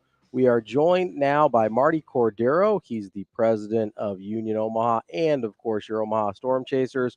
Marty, what's going on? Good morning. Prez, what's up, buddy? How we doing? It's a great day. It's a great day, DB. Appreciate being on, and it's been too long. Yeah, I kind of blame Shane, but that's on us. That's fine. Hey, you can't blame Shane. He's the one who called me last night to coordinate everything. Well, He's the glue. Guess He's what? The glue. Guess what? When you're popular and you're everywhere, and you always send representatives of the representatives to represent, and I mean, sometimes we don't ever get to just talk to the man. All right, touche. Hey, so did you make it? Are you here or where? You're not in Spokane, are you? Yeah, I'm in town. I didn't go to Spokane last night. You know, a lot happening here, obviously, with all the projects we have going on, and this time of year is a really interesting one because we're wrapping up 2 seasons. We're beginning 2 2025 seasons at the same time from a sales perspective and scheduling promotions, while we have 2 playoff chases this year, and not chases. I would say, both clubs are going to be participating in the postseason. Storm Chasers for sure, and Union are headed toward that. And we're working on the soccer development and stadium project. So a lot happening. A lot of this, all of this wouldn't be possible without Gary Green and him leading our ownership group over the last 12 plus years in the metro area. So a lot of excitement happening for sure at Warner Park and in and around the pro sports community. All right. If you're going to wear 5 or 6 hats, how much better is it that one fits when the baseball team was off to such a good start with where they were headed in the postseason? I don't think you relax, but right, that particular hat does have to fit better, doesn't it? Yeah, absolutely. I mean, look, you play games to win. Of course, on the baseball side, we're in the development business. Not that we're not on the soccer side, but it's more important to win because that's really our focus. We transfer player contracts and we're developing players to play at a higher level in the soccer side. But from a baseball perspective, you're seeing play out in Kansas City really what we're here for, and that's player development to help Kansas City get to the playoffs, win a World Series, and Mike Jerschley and his coaching staff have done an amazing job this year of doing that. We're sitting here at 81 wins, 17 games to go, franchise record of 86 victories. We're excited about, yes, we want to get to 87, but it would be amazing for this year to be the year that we break 90 regular season wins for the first time in franchise history. Let me go back to soccer real quick. Is there a part of you, and Spokane has kind of made it tough on you as a first-year franchise, quietly, and maybe it's not at your expense, but do you cheer for those first-time franchises knowing exactly what they're going through? Off the field, absolutely. On the field, no way. Yeah, I mean, look, I'm headed to Dallas on Monday for revenue meetings of the USL has started this year, which are direly needed. That's a step in the right direction. It is. The soccer focus really has largely been on soccer, and that's not where growth in America is going to be from a soccer perspective. Just on the field and results, and everything's important from the supporter groups and the culture of soccer. However, if your bottom lines aren't healthy or you're not at least breaking even so you can grow your franchises, there won't be the continual growth of soccer. So we're focused on that. I'm proud to be a part of that growth, and hopefully I'm going to learn a few things and maybe share some things over my 30 years of experience on that side of the business next week. But no, on the pitch, absolutely not. We're talking with Marty Cordaro. He's the president. You little competitor, you. Well, hey, we like that. He's the president. That's an ornery bunch, right? I mean, I know where you guys are sitting in the standings, but man, they have not been kind as a first year organization. No, they haven't. And last night, it's hard to say you dominated a sporting event and then you lose, but last night we did. For 84 of the 90 minutes we dominated, but we had a couple of mental mistakes and lapses, and we gave up a couple of goals, and you lose 2-1 on the road. You can't do that. But we're still sitting in second in the table, only 2 points behind Charlotte. Yep. We have a game in hand, so five of our 8 regular season matches left are at home, so really confident about where we are. And again, excited for now through the middle of November. We're talking with Marty Cordo, president of Omaha and Omaha Storm Chasers. You mentioned your home matches coming up. You got one this Saturday against Greenville. Pretty cool event. You've got the Hometown Heroes Night. I know you like to get involved in the community. Tell us a little bit about the Hometown Heroes Night. Yeah, Hometown Heroes is an opportunity for us to say thank you to those first responders, military, both currently serving and veterans as well. So, if you're interested in coming out and you have served our country, are serving our country, please reach out, to our front office. Zach in our front office on the union side is putting together a great night. We couldn't do this without the support of Women Life. And then also on the promotional side of things, from a fan's perspective, we're giving away Steven Dos Santos bobblehead dolls, courtesy of Nebraska State Soccer Association. The cool thing about that is Steven, at our last home match on August 24th, he broke our all-time goals scored record. 24, right? Yeah, absolutely. And Steven's been a great player for us, and we're really excited to honor him. So get there early, and yeah, there's a lot happening. Big game down in Lincoln at 6:30, and then our match kicks off at 7. For those that are soccer fans, we'll have the Husker game on all the televisions throughout the facility. But yeah, Saturday's going to be a big match. Absolutely, it's a big match, and one that we need to get. We need, after losing last night, we really need to get 3 big points on Saturday night, and I believe Coach Casciato and the club will come back hungry, and I'm excited to see the result. Hey, as part of that bobblehead incentive, can you just tell him to score because you're batting 1,000 when he does? Yeah, we are, and he's an amazing player. And, he scores, you guys win. That's the way it works. No pressure. That's no pressure at all, Steven. No pressure. That's a good formula for success there. Marty, you talked about, kind of your experience when you're talking about the revenue meetings and stuff like that. I know that you're not from here originally, but you've been here for a while now. I think 18 years. Am I right there? That's right. That's pretty cool to be able to run for office and win as a historical non-resident. So I mean, good on you for sowing enough seeds where people actually think you're a native.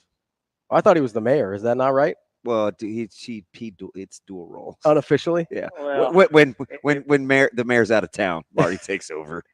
It sounds like a full-time job. I don't know about any of that, but I will ask.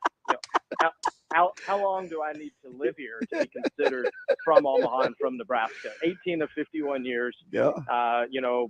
Before that, the 3 states and cities that Sarah and I lived in before that was just 8 years. So, look, we've committed, our professional lives to here and our community service lives to here. And, Sarah and I have loved living in Omaha, and we've raised our kids here. And, it's always interesting when I get the question, how long have you been here? Or, do you consider Omaha home? Or do you live here during the winter? And, people think that we show up at 4:00 in the afternoon of a match day or game day, sweep a little and roll a few hot dogs. And as you two know, that's just not it. Especially the minor league business works. At the major leagues, it is a little bit like that in regard to some roles, but not at the minor league level when you're wearing 3 and 4 and 5 hats. Well, Marty, and you said you talked about how much you and your wife have invested in here, and it seems like Nebraska's noticed. I know you're getting honored by the Omaha Press Club by getting your face on the barroom floor. That is incredible. Congratulations. That is about as distinguished as it gets. Yeah, I mean, there's Thank you guys. I think you're number 179.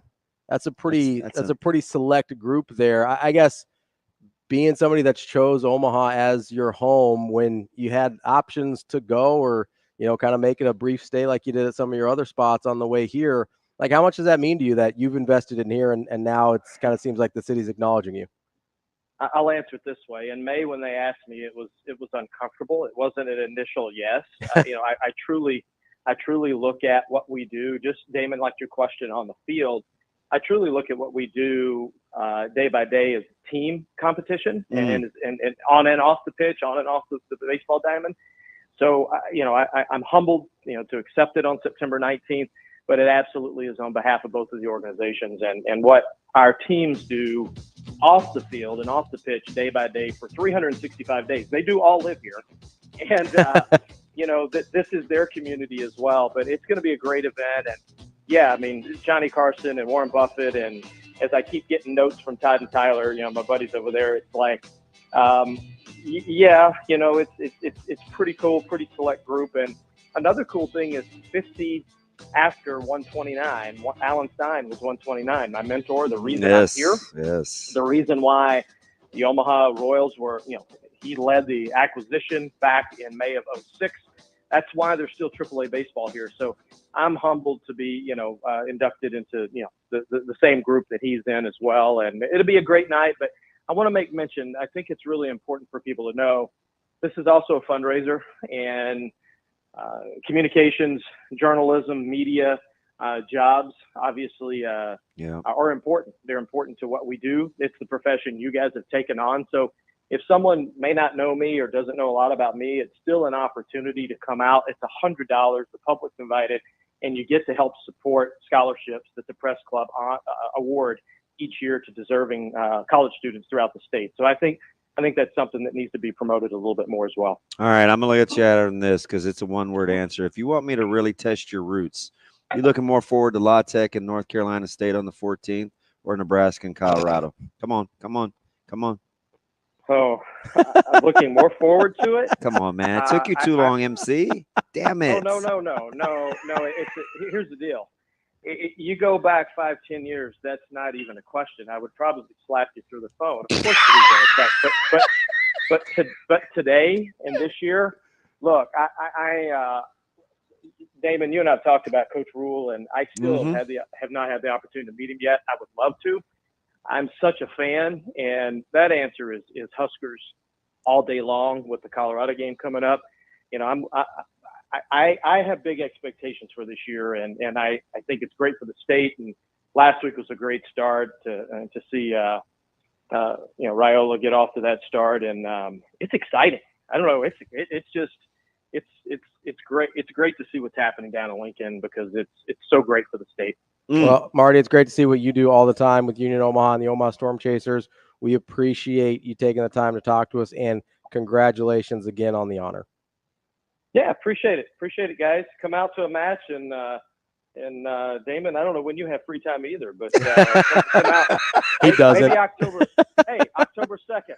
Hey, it's a day game. Is it a bye? Do we have a bye? Oh no, October 2nd. No, we're playing. We got it's our first day game home soccer match in history. It'll be our first Kids Day game. There'll be about 3,000 kids out. So Wednesday, you're good to go. Yeah, Wednesday, October 2nd. So can I sit with you? Yes, absolutely. Yeah, I'll probably be running buses. I'll need some help. So yeah, come on out. Hey, Lord knows I can't drive, but I'll be your right hand man. I can park though. I'll tell you how to park.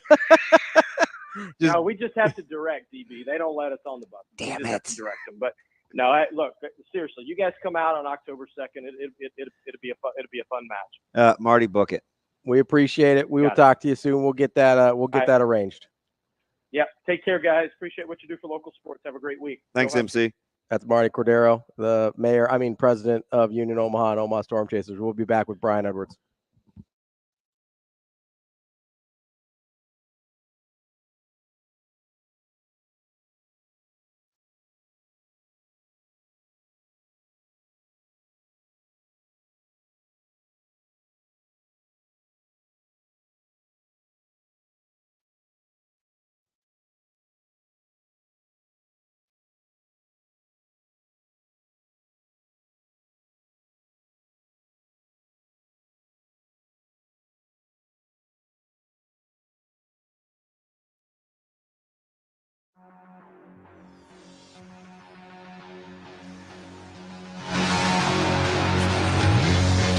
You're listening to Hurrdat Sports Radio.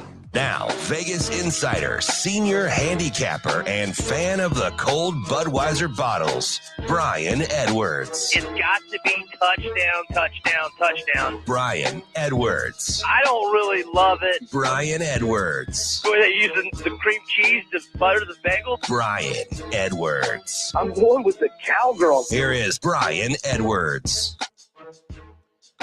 Wrapping up hour number 2 here on Hurrdat Sports Radio, AM 590, ESPN Omaha, ESPN Tri-Cities. That's DB. I'm Ravi Lulla. We're joined now by Brian Edwards, our friend, our Vegas insider, MajorWager.com. What's up, B? Come on. What's up? Hey, so did you get best? No, you didn't get best of both worlds because Florida didn't cover, but Napier is one step closer to being out the door. So was that at least some saving grace?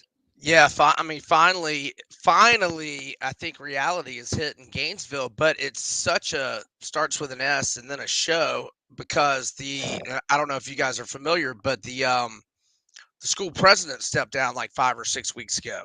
So we've got an interim school president, which probably gives Strickland, the AD, who should have been gone 2 years ago, gives him a little more leeway.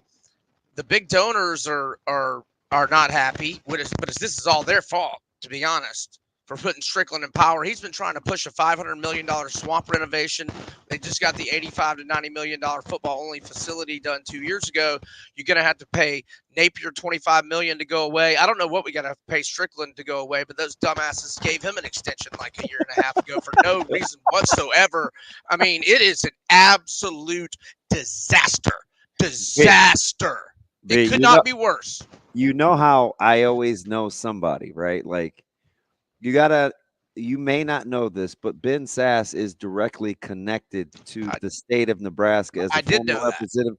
And I guess somebody that I exchanged pleasantries with quite a bit. Pretty scathing reports on their spending and the hiring process behind the scenes of that presidency. So listen, man, I get it. I understand folks in Gainesville are not happy. You feel like you've been had, huh? Yeah, but I mean, no, not me. I knew all this. I have not been had by nobody. Let's be clear on one doggone thing. I have not been had by anybody. I knew all this. Well, I didn't really know about the school president. I didn't know any of that. But Strickland and Napier, I've been calling this. I was taking receipts. I was going back. I was Googling, how do I look up my tweets from November 28th of 2021, and I was retweeting them the other day because I was calling this the day he was hired. I've been calling for Strickland's head for years. I mean, no, I have not been taken, but those chumps running my school have been taken, yes. Nobody loves petty. Petty Brian Edwards, like petty Ravi Lulla. He's the king of petty, but he may have to take a back seat to you today. I just appreciate you dropping the doggone like the best coach that the state of Florida's ever seen, Bobby Bowden. Oh, wow. Don't worry, he does it to me too, B. Sometimes you just got to tip your cap. He got a good one off on us. He does it to me. Hey, did your son get in the game the other day? He's not. He did not. No, everybody keeps asking me because they know he's like a potential impact guy. They're going to have to. So they told him, they want it to be meaningful. So he's working with a couple of the black units on special teams, but I'm looking for, I don't think they wanted to use it against UTEP, but he's one of those guys that's really close. In other words, they don't want to go one of the potential 4 games quite yet. No, but I do think with a couple of the top special teams units starting this week, he's working with the black unit, which is their top unit. So we'll see. I mean, I'm cautiously optimistic. The problem is that secondary is loaded with seniors, even though he's really he's close. Yeah. Gotcha. So we'll see. It's a good spot to be in as a freshman. Especially when never mind. I was going to be petty, but I'm going to move on. What you got? Nothing. Especially in what? Especially in what? Nothing. What happened? I just 3 years removed. I keep receipts too, B. I keep receipts too. Let's get to the picks. Especially when other people said that maybe it wasn't that good. Is that maybe what we're doing? No, maybe we're doing. No, okay. No, right. Not at all. Hey, so we've got some big games this weekend, Brian. Got Tennessee and NC State. I know you got a little earlier in the week. That number's creeped up a little bit, though. Yeah, but I still think you're good. I mean, I don't want to lay 10, but I think you're okay probably up to 10. I mean, man, Nico's good, man. Nico is really good, which is he's really a big boy too. Oh, and he moves, and he has got an absolute cannon of an arm. 22 of 28 last week, 314, 3 touchdowns. I mean, they had 718 yards offense. I know it's an FCS team, but I mean, they did 35-0 to Iowa. In the bowl game, his first career start. I think they're on to something here. NC State, 1 possession game with Western Carolina last week. Now, look, or 1 possession in the game in the fourth quarter, and then they pull away. But now I don't know about Tennessee's defense. We'll find out. I don't know if they got a DB that can stick with Concepcion, but I don't think it's going to matter because, I mean, Tennessee's scoring at least 40, I think. I got Tennessee -7, but I'm okay at 8 or 8.5. And it's a night game. I won't be surprised if it keeps moving north close to 10. But the Vols are my favorite pick, and I'll probably do first half also for less. -4.5 is what I saw. Love the Vols, love Nico, and love Heupel. Yeah, they got something good going on. We'll see about their defense, but offensively, whew, and I haven't even seen a team total yet. Might get involved there as well with Tennessee team total over. If I'm an Iowa fan, this line scares me because I think they're begging you to take Iowa. It just seems like, given the two teams' performance, Ferentz dominance over Coach Campbell, yet it's just a key number in Iowa City.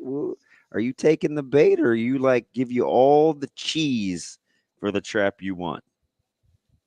Yeah, I'm taking the bait. I got to go Iowa -3. They're 7-1 straight up, 5-2-1. What'd you make the line? That is a good question. That's a good question. And let me go to my notebook. I think I made it 4, but let me get to my.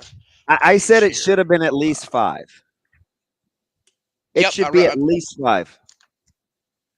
I wrote Iowa -4. So, not a huge edge from my number, but I at 3 or less, I got to go Iowa. They've dominated the rivalry, like you noted. And, I know it took them a while to get going offensively, but McNamara did end up throwing for 3 touchdowns last week. Iowa State didn't generate nearly as much offense against an FCS opponent. Give me the Hawkeyes. B, as you get in, Ravi needs it for his win total. So, oh, absolutely. I mean, I don't need to because my win total is 7.5. They could easily lose this one and still be 10-2, 9-3. Let's get this one though. Yeah, right. You'd love to be 25 or 20% of the way there. I mean, I think they're going 11-1, so I don't care at all.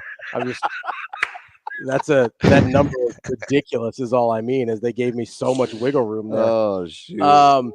Let's get the NFL game tonight. Chiefs and Ravens. This seems. I know this seems like a number DB likes as well. Chiefs -3. It's got some Iowa vibes to it. Be like Mahomes with a key number at home. Okay. Yeah. So there's this Lamar Jackson underdog number. He's 12-0-1 against the spread as a regular season underdog. But as long as Joe Burrow is not on the other team and I can get Mahomes -3 or fewer at Arrowhead, right? I got to do it. So all streaks come to an end. I got the Chiefs -3. Maybe it might be a 2.5 out there, but 3 is fine with me. I'll take it. Let's talk about you like a little money line parlay because you and Ravi are both sickos. Let's talk. Yeah, I mean, I don't do a ton of these, more so in the NFL. But, just because it's 3 and a hook and you got to probably pay -130 or more to get down to 3 on both of these. I'm talking about the Lions and Dolphins at home against the Rams and Jags, respectively. So instead of doing that, let's just go Lions, Fins, moneyline parlay +144.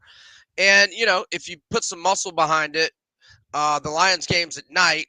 So potential hedge there. I mean, if you want to go that route. College, the Utes -650 money line. Again, parlay. I would never lay 650, but in a parlay, they're at home to Baylor. Kansas, this is actually the road one, which is kind of scary, but I think they're so much better in Illinois. I remember them killing Illinois on Friday night last year, albeit in Lawrence. That's -200. The Terps against a bad Sparty team, although head coaching advantage to Sparty, which could be scary. Terps at home to the Sparty -350. Texas -280. I just think Michigan's got they're too much a work in progress offensively. I mean, look, if they win the turnover battle, they can make that one interesting for sure. But I think Texas wins. I don't want to lay 7 and a hook though, -280. And then Vols -300 is absolutely automatic. So that's +302. If you wanted to take the road team Kansas out of it, then it's just +168. But if you leave Kansas in there and do a 5-teamer, but it's +302. All right. I know we're a week early, but do you think you'll have a play on Lopez and Ortega? Yeah, I'm going to be on Ortega. Unless I feel like he's injured or the weight cut's not going good, I'm going to be on Ortega. O'Malley or Devalashvili? I was thinking Marab for sure for a while, but now I think I'm changing my mind. Okay. I think the champ is an underdog. Look, it won't be. I'm not going to fade Marab for any big amount of money. So that is Yeah, because we got Burns this weekend, right? That's right. Yep. So it's next weekend. Okay. No. Yep. I'll give you plenty of time to get all your ducks in a row after your winnings this weekend. I hope so. Last week was not a good start to the season, so. All right. That's so all right. Brian Edwards here for Ben Sass and Mr. Smith. Right. And they say imitation is the sincerest form of flattery. You must love Bobby Bowden, doggummit. Rough hang today. Tough hang today. Every day, B. Every day. Tough hang. All right. See you guys. Have a good week. We will be back.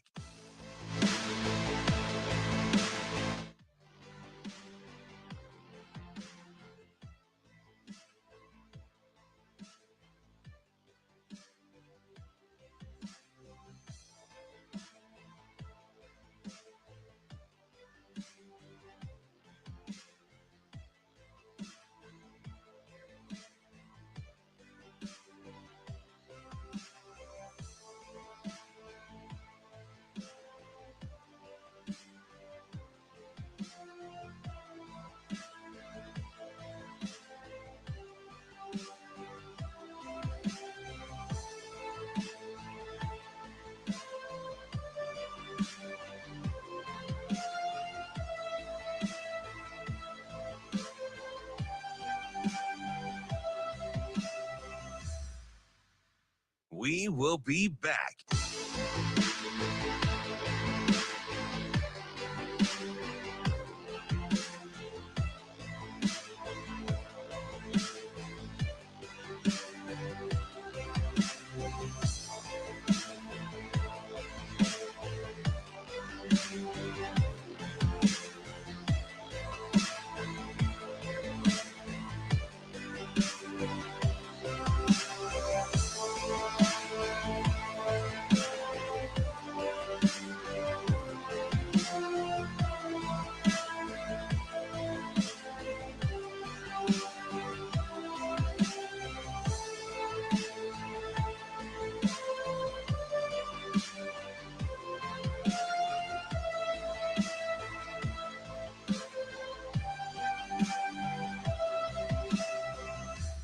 We will be back.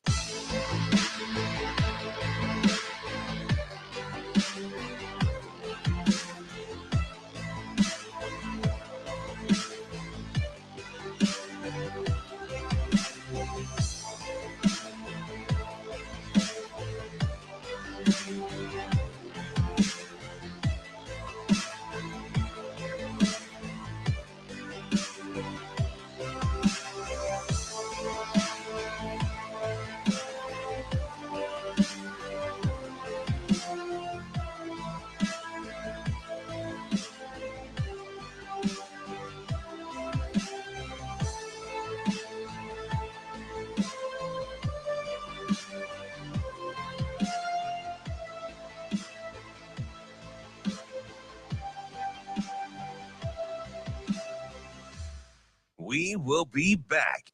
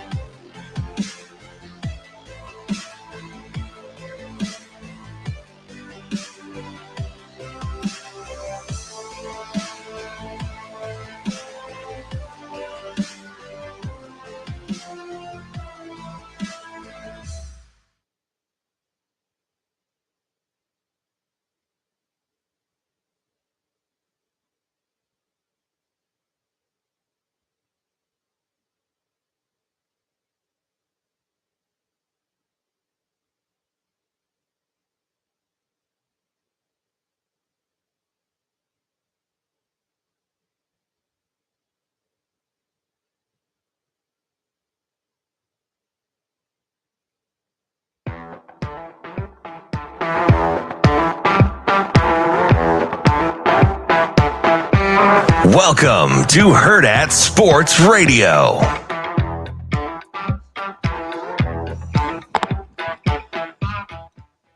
Kicking off hour number 3 here on Hurrdat Sports Radio, AM 590, ESPN Omaha, ESPN Tri-Cities, and KFOR in Lincoln for this third hour. That's DB. I'm Ravi, Lulla, and we're brought to you by our friends at Big Brothers Big Sisters. They're on a mission to find 60 men in 60 days by October 30th to become mentors for Big Brothers Big Sisters. We're calling on all the men in the Omaha metro area to step up and become big brothers to many youth that are waiting for a mentor. Some of these kids have been waiting for a big brother for over a year, and more than half of those on the waiting list are boys looking for a man to be their mentor as their big brother. Get to mentoromaha.org to sign up to help Big Brothers Big Sisters accomplish their goal of 60 men in 60 days. Joining us now, one of our favorite guys, Michael Bruntz, Husker 24/7. What's up, B? How you guys doing? I'm sorry you had to sit through that. Ravi just takes advantage of the fact that you guys are both Millard North guys. So hopefully you can sign up to be a big brother. How's that? Not that you don't have kids of your own. That's all right. Maybe after the season I'll think about it. I know that doesn't fit the 60-day window, but that's all right. Keep that under advisement. It's better late than never. It's all good. True. See, I'm sure the kids that need mentors and after the season's over too. So I'm sure they will. Schaefer's going to Columbus. Are you going to watch Cherry Creek, or what are you doing tomorrow night, Bruntz? I will be at Lyle Buell Stadium watching the Mustangs and Cherry Creek. I don't know how good Cherry Creek is, and Ravi, of course, got his skirt and pom-poms on for the Mustangs, so I think he thinks they're pretty good. No, they're just better than I thought they would be. I don't know how good they are, but they're better than I thought. Can I ask a Millard North guy question of you, Ravi? Absolutely. Let's do it. Yes, he loves Behringer. Greatest principal ever. I don't love it. I thought the helmets were okay. I'm not gonna be up in arms about the taper on the helmet thing or anything like that. Like I'm okay with updating things. I do struggle with the green a little bit. I don't love the green. Maybe it doesn't fit my eye for what I'm used to. Maybe I'll get used to it, but I wasn't enamored. Like if you're gonna do a full redesign, I would have maybe liked something else. But I did like the helmets though. Yeah, no, I was the same way initially about the green, and it's got some Seattle Seahawks 1980s vibe to it that I kind of like. Okay, so, their other teams use it as trim though. Football just never did. Yeah. And I'm okay with the trim. I'm okay with the trim. It wasn't what I was expecting. Got it. Yeah, I didn't hate it. I'll put it that way. So I liked it. I liked it a little bit. I do like the logo on the helmet, and you got the number on the other side. Like I liked the helmets. I'm calling both their principal and their athletic director to say, listen, I'm a total tattletale. I'm telling. I mean, Behringer's probably listening. He's a fan, so. Well, he's running a pretty big building. It's fine. He probably he's got his AirPod in. Keeps an earbud in, As long as he's not in a passing period, he could probably tune in his office. Oh, Lord. You found time to meet with me during the school day. I'm sure he can listen to the show. Hey, I got some gear for you. He did. It was great. Millard North guys got to look out for each other. Hey, so, Bruntz, speaking of looking out, you'll support my man crush on Coach Dvorak after watching week 1, right? With Bear and Bullock, who was really, really just wrecking guys. Like you're on that Rob Dvorak train, right? Yes. I think he's a great position coach. Yes. Oh, okay. Right. Good talk. No, I didn't know if there was a follow up to that. It's our show, but it's your segment, so you can do whatever you want with that, Bruntz. I didn't mean to go. Bo Pelini's a good football player. I think, or I don't know. What'd you think? You saw the game. Yeah. So no, I mean, I think what they've done with the two top guys. I mean, with Bayer and Bullock, and I think people forget that Bullock's only in his second year as a linebacker. Yeah. And I think he's done a really nice job with those two. I am kind of curious to see if they can get that second group up closer to the first group. I mean, I think that's kind of because Thompson and Shavers are kind of different players from the other guys that you notice it a little bit when they make that change. But no, I mean, I think you have to give Voracek a ton of credit with the development he's done with Bullock. I mean, he's a guy that, never had played linebacker, was, kind of closer to the line of scrimmage last year, even though he was still playing a little bit undersized, I think. And I think he'd say that too. But no, I mean, I think those two guys, Bayer and Bullock, are going to have a pretty big impact on the game, not only from, being able to clean up stuff when Sanders gets out of the pocket, but also just the narrow crossing stuff and kind of handling the middle of the field. Because I think that's one area that kind of concerns me a little bit, actually, with the way that Colorado does things. Bruntz, is there an area where you feel particularly confident against Colorado? I know everybody points to the defensive line against that offensive line. Are you on that bandwagon, or is there something where you're like, I think Nebraska got a huge advantage here? No, I mean, I'm. It's a tight bandwagon on the defensive line with the offensive line. You kind of got your arm around somebody else to kind of move to the side to give other people room. I mean, gonna be a bump. Gonna hit a bump. Hang on. Yeah. It's interesting. Like, it's like that press elevator. If you wait too long, get downstairs. Oh God, there was like a special kind of BO in that thing on Saturday. It was bad. Like, I felt so bad for those old ladies that have to run the elevator. It's just like sitting in this cloud of big man stink for like 4 hours. Oh man, I'm gonna dry heave and throw up in my mouth. That's awesome. Yeah, just kind of in the air. It's like the 4th of July after the fireworks are all done. There's just like a haze. But no, I think it's been interesting. Listen, guys, I'm trying to segue here. Oh, I just know exactly what you're talking about, and there's been multiple times, Bruntzy, your boy will opt for either the service elevator or the stairs. I'm just not doing it because I literally will be the guy that like will like dry heave, like will choke. Yeah. I got. This smells delicious. I do the stairs sometimes too, and it's usually a pretty good test of my fitness coming out of the off season, and it's never pretty. Only do it when you're going down, not the whole up thing. Yeah. I go up occasionally, and I always think to myself, I'm like, man, if I have like a heart attack in this thing, nobody's gonna find me for like 3 hours. So I stopped doing that just in case. Yeah, if the service elevator gets stuck, I'm screwed. I hope they need a whole bunch of hot dogs and new buns on the reload because I'll be in there for a minute. You should ask Schaefer sometime about his service elevator experience. It's not good. Well, it makes a lot of noise. I don't know if it's always worth it, but at least I'm not with anybody ever. Yeah. No, I think back to your question, like it's been interesting kind of reading about, what's come out of Colorado this week. And obviously Nebraska's defensive line has their attention as it should. I think their feeling over there in the Mountain Time Zone is that they've improved quite a bit at the offensive line spot, or that they've made enough improvements that they can kind of hold up there. And I'm curious to see that be tested on Saturday, because I mean, you guys watched that North Dakota State game.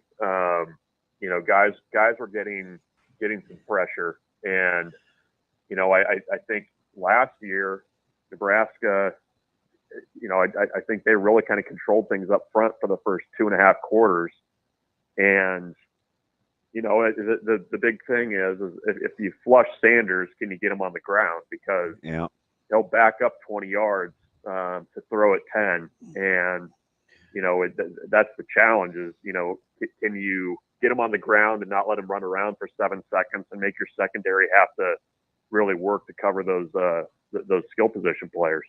So Bruntz, who has the bigger story Saturday night when you guys have got to make whatever deadlines there are for like being online, which kind of made up, but will it be Nebraska's ground and pound or Colorado's lack of a run game that will be more of the storyline Saturday night late?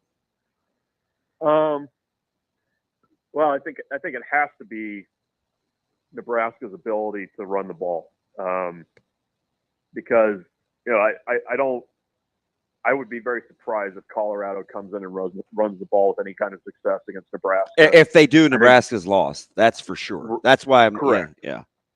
No, I think it's I think it's about whether or not Nebraska can control the clock, whether they can move the ball on the ground and stay on schedule. I mean, I think it's you're not getting conservative, but I think Nebraska would be very well served to really dedicate itself to running the ball, keep Colorado's offense off the field, and just kind of lean on them. I mean, I think at times they were trying to do that last year, but never were able to do that with any kind of success because of the turnovers and everything else that happened. But, I think in some ways, Marcus Satterfield has to be okay with just continuing to chip away.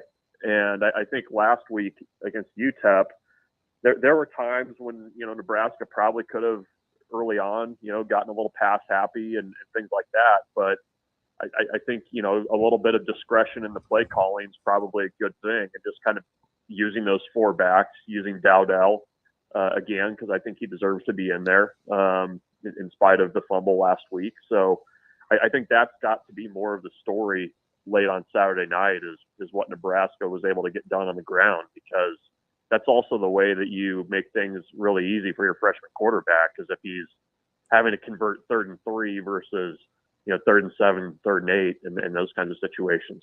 I think we're kind of misremembering too, because watching that game Sunday night from last year, we forget how emotionally spent and physically tired Shedeur Sanders looked going in at the half, right? Like, we gave them life in the second half playing the way that we did. But that first half, I was thinking to myself, Kyle, I hope Colorado has some depth. Like, I don't think I'm misremembering that, right? Nebraska has a chance, if you look at depth, to be better than a year ago in that first half, don't they? Yeah, I mean, what was it, 13-7 midway through the third? I mean, is that too much? Like, go watch that first half last year and them going off the field at the half. It was whoa, go Big Red. Nebraska was getting after them too. I mean, the context that you have to remember, that's really important to kind of remember about last year was, I mean, Colorado goes just gangbusters on TCU, and I mean, we know what TCU ended up being, but at least the perception at the time was like, whoa, like, this offense, look out. And in the second game of Tony White's tenure, and that's also an important piece of context.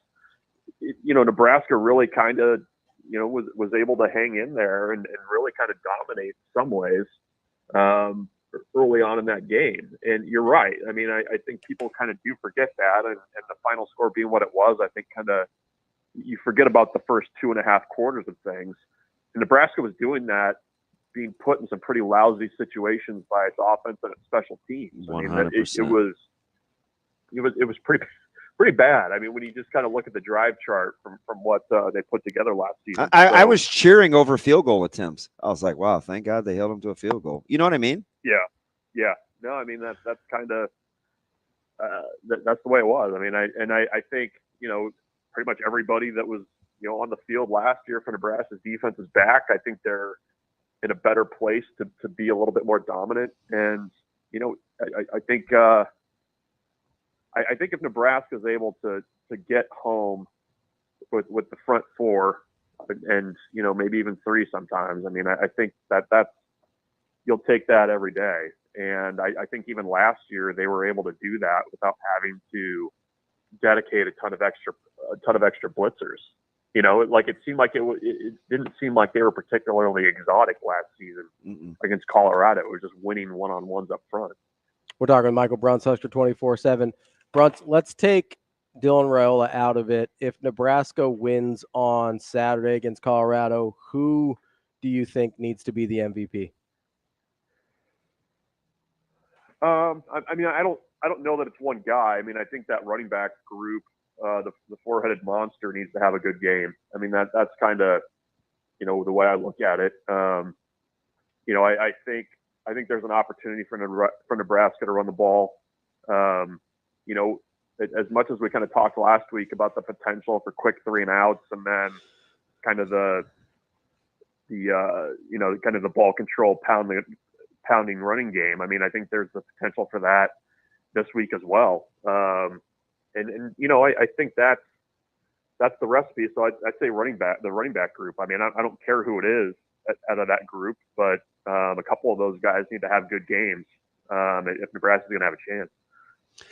Bruntz, if the special teams is going to continue to do whatever you thought you saw on Saturday, what will it be?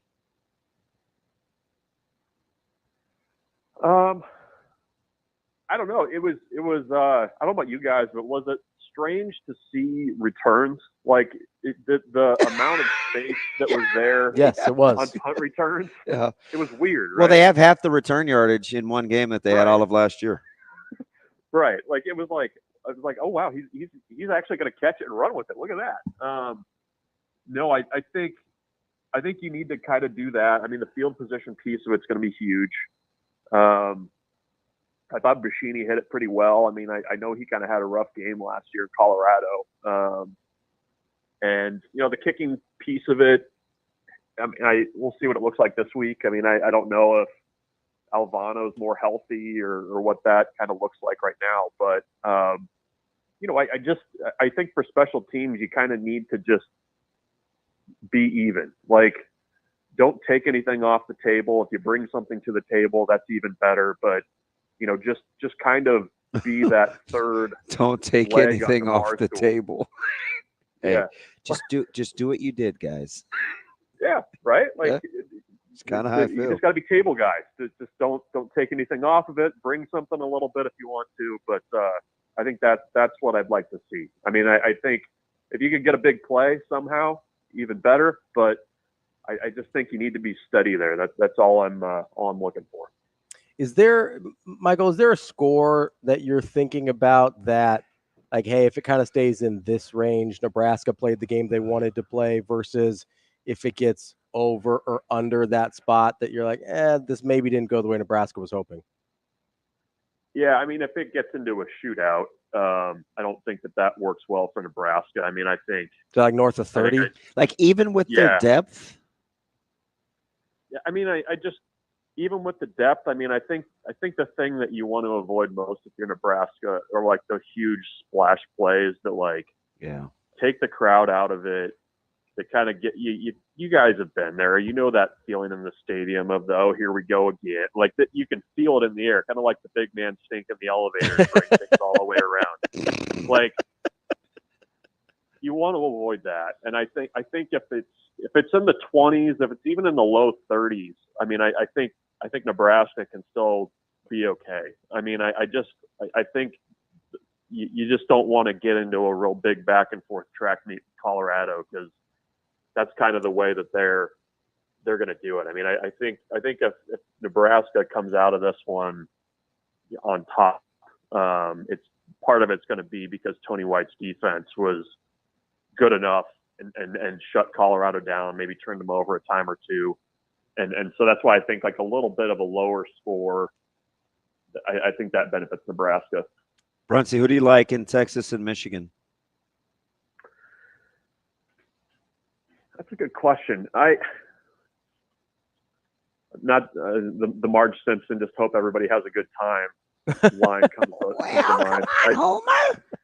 mind. I think Texas. I mean, I think I don't know what to make of Michigan yet. I kind of figured last week that Fresno was going to be able to go in there and give them a decent game. It just feels like Michigan just, you know, you had a ton of turnover. It still feels like a program that's kind of trying to find itself and get its footing a little bit. And I don't know that Texas is in that same category right now. So I would lean Texas in that one. What about Arkansas and Oklahoma State?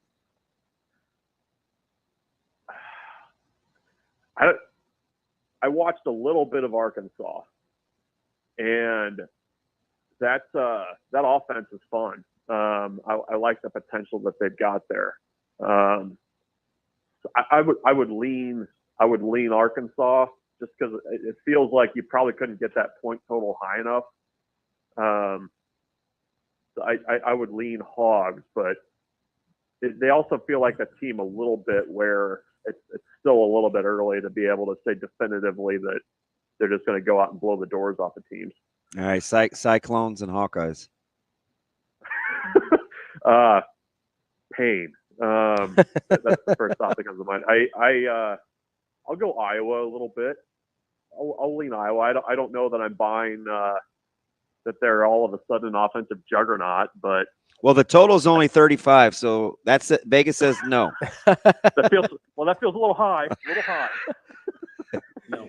We're living in a new world, Iowa, where they can score touchdowns. Yeah, come on, Bruntz. Yeah, they got Warren Moon and Haywood Jeffries on offense now.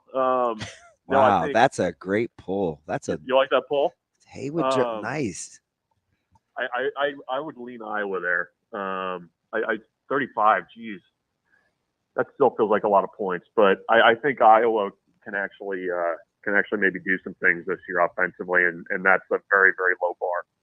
I know Michigan State struggled and Chillis didn't look great, but they go to Maryland. It's kind of a weird early Big Ten matchup. Do you like Michigan State going forward with Jonathan Smith? I think he's a great coach. I think it might take a little bit of time to get things off the ground there for him, but I mean, you look at what he did at Oregon State, which is a very tough place to win. They by the end of his time there, I mean, they were really they were a team that felt like they were kind of trending towards like a Big Ten, like old school Big Ten mindset, you know, where they could really run the ball. I think he's a pretty good developer of quarterbacks.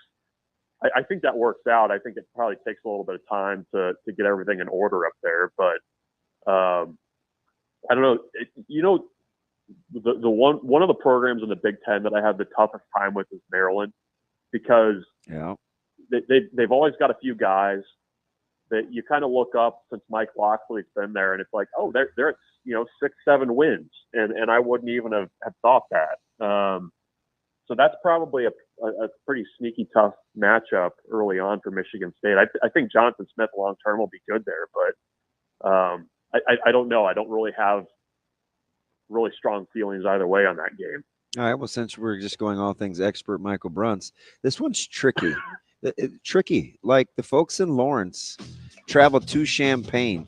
It's just 5.5. Does that look right to you? It feels like a little low. Like doesn't it? I feel like Kansas is probably like 2 scores better, right? Is Illinois going to win that game, and all of a sudden we're going to be afraid on Friday night? Watch out! You know it. Watch out for the Illini. Bielema's back. That's our guy, Michael Bruntz, Husker 24/7. Bruntz, we appreciate the time as always. We'll talk to you soon. Thanks, Bruntsy. All right, see you guys. Yep. We'll be back from Hurrdat Sports Radio coming up next.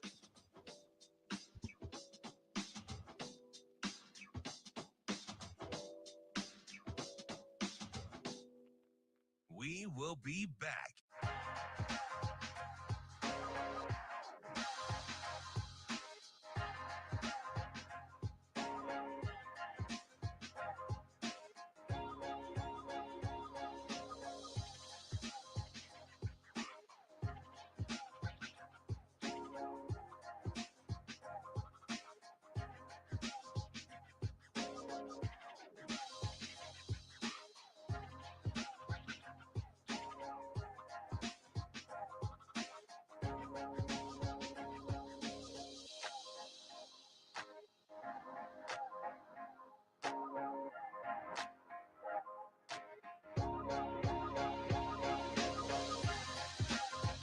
We will be back.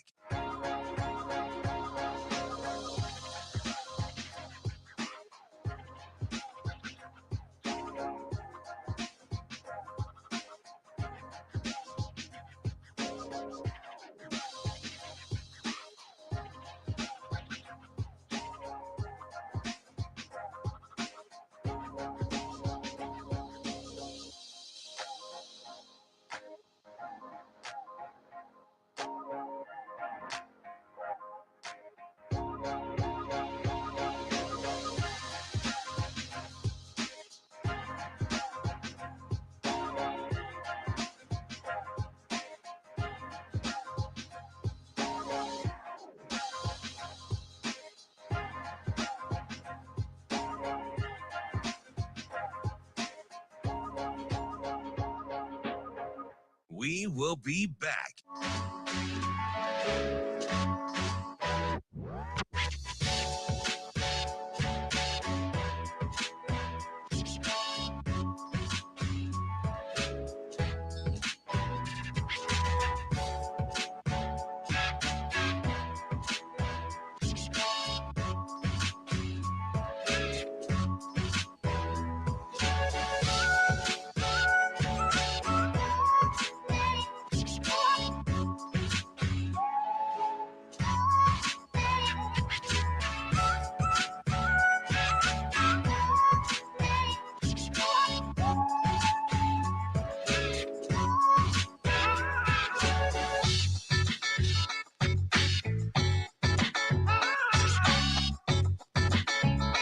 We will be back.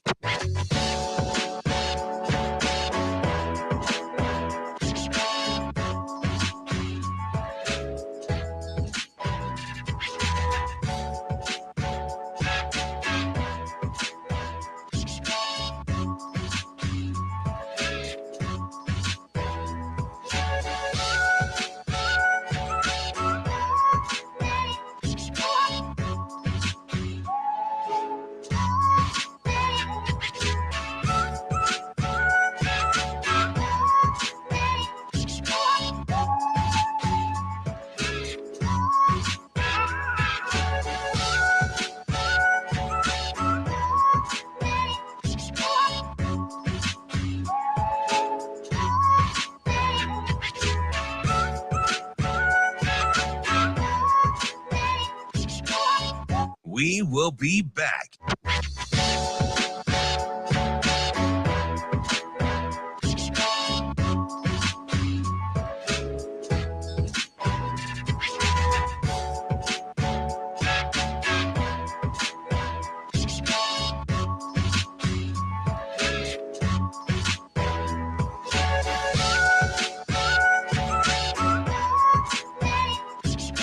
We will be back.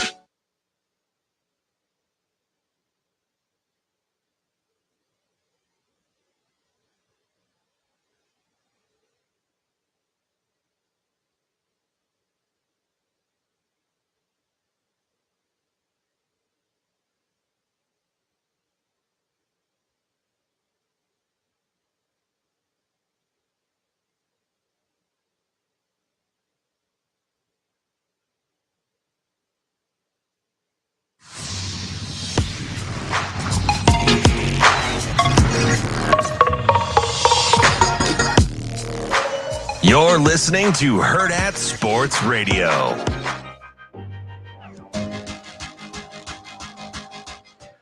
We're back here on Hurrdat Sports Radio, AM 590, ESPN Omaha, ESPN Tri-Cities, KFOR in Lincoln. That's DB. I'm Ravi Lulla. It's time for Bet On It, brought to you by Warhorse Sportsbook. Warhorse Sportsbook, no bets, no glory. It's the best place in Nebraska to place your sports bets, whether it's at the sportsbook here in Omaha or in Lincoln. It is the place to go, and they've got you covered for nearly every major sporting event, including the NFL, which we're going to talk about now. No. No? You want to talk about something else? No, the NFL's good. Okay. That's a good pull. I like that one, Shane. Where's that from? I don't know. Where'd you get that from, Shane? I think that was one of Severe's favorites that he always wanted me to play because he was always about betting. Yeah, he is a degenerate. He does enjoy the gambling. Wanted to do division winners. Let's do division winners. Well, I mean, I wanted to do a lot of things, so why are you conceding now? We're just here to do whatever you want to do, DB. I'm here for a good time, not a long time. That's also accurate. Yes. Not trying to stick around forever. No. It's like get in, get out. Yeah, there's a well, you certainly don't have to worry about legacies. Shelf life. No. You're like, no, I'm good. I'm all right there. My dogs can be my legacy. It's fine. Well, I don't think they're going to keep naming their offspring Lulla. They might. You never know. You never know. Those dogs are going to be sentient any day now. Wait, what? Sentient? You know what that means? No. It's like self-aware. It's like human characteristics, Oh. When you become sentient, you're The more you know. self-aware, kind of like that's the problem with people think AI is going to become sentient and take over the world. Did you listen to Coach White get the AI question yesterday? Somebody asked him if they used AI. I can't remember who it was. I don't remember that one. Yeah. Now you can, and I liked his answer too, because a lot of people don't really know how the walkthrough room works. Yeah. And as well they shouldn't, because they're never in there. But like you can feed the data. Oh, gotcha. Yeah. Of their compiling data Mhm. and that walkthrough room for tendencies and stuff. But you can also watch yourself on practice. You can do anything. Yeah. In that room, it is. Sounds spectacular. It's absolutely amazing. Yeah. And it's real turf. I mean, you're not going to like go tackle in there, but it is for walkthroughs, right? Right. Like you want to go over schemes or So the feel is going to be right. yeah, you can look at it right then and there. You can actually simulate lining up against the front. Mm-hmm. It's not like doing running through plays in a hotel ballroom. Yeah, it's a little come a long way. Are we like I use chairs. I like move chairs around sometimes in Nebraska City when I want to do like line play and stuff. Yeah.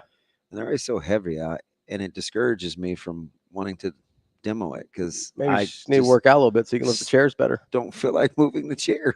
You're going to be like in those commercials, the guy that is working out so he can lift his kid to put the star on the top of the tree. Mm-hmm. You're going to be doing that with chairs. You're going to just like do a little chair workout and get things going. There's a dry erase board behind me back there too. Yeah. Yeah.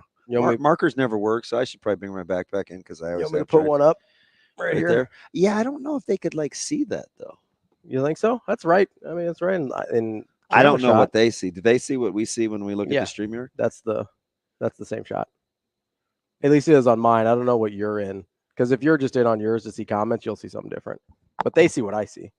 Oh, because it's plugged into my computer. So when I like fake throw things at you and ask for stuff, like everybody's watching. 100%. That's how cameras work. God, that's childish. I probably need to grow up. Stop doing stuff like that. I mean, at 50, I just figured it was. Sometimes I just make faces. Are you like WTH? No, I mean, I know. I know who you are. I get bored.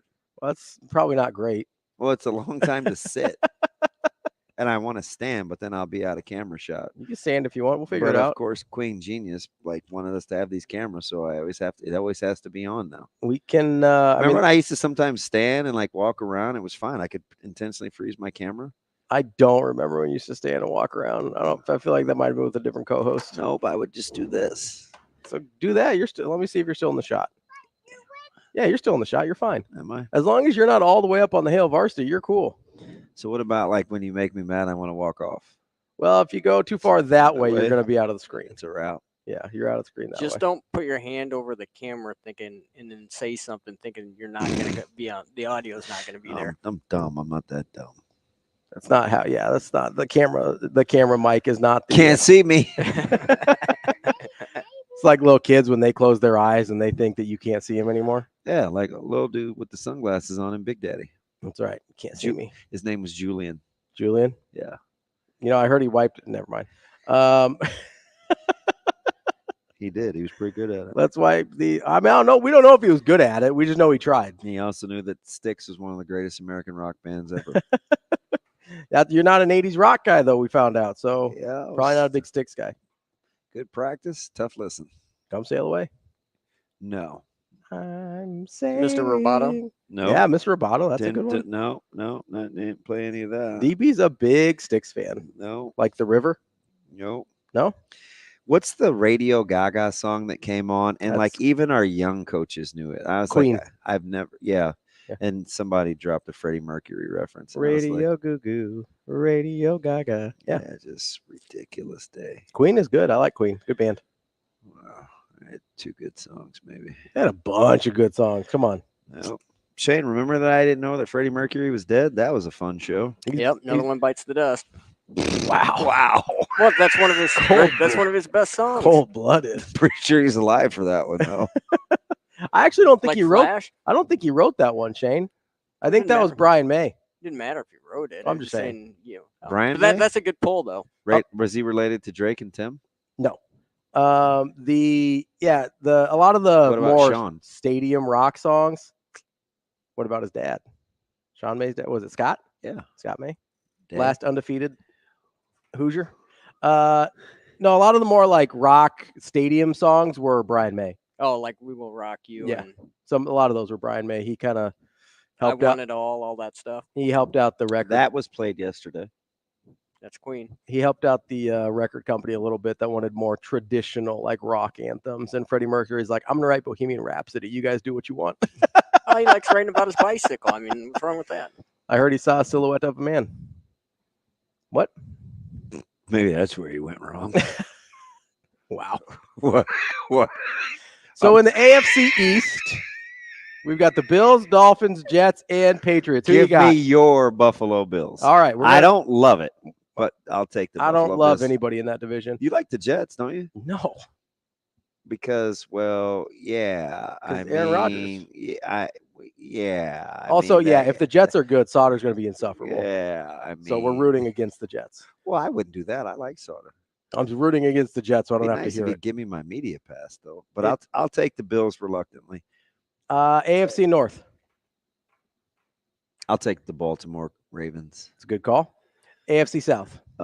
Give me. I'm not going to go trendy. What's trendy? The Colts? Yep. I will take the Houston Texans. Interesting. I don't love it. Yeah. Regression candidate. I agree. Jacksonville. I think Jacksonville might sneak up on people. Dude, they're might Would sneak you up stop? on people. Trevor Lawrence. God, Jackson. Who's their one? Christian Kirk? Yeah. Yeah, I don't know. He doesn't. I mean, he's good, but he's not a one. I don't love anybody in that division. He's their one. I think so, yeah. I don't love anybody in that division. Yeah, give me the Texans. AFC West. In honor of my man Kansas City Mike. Chiefs, baby, Chiefs. Denver. Oh, sorry. NFC East.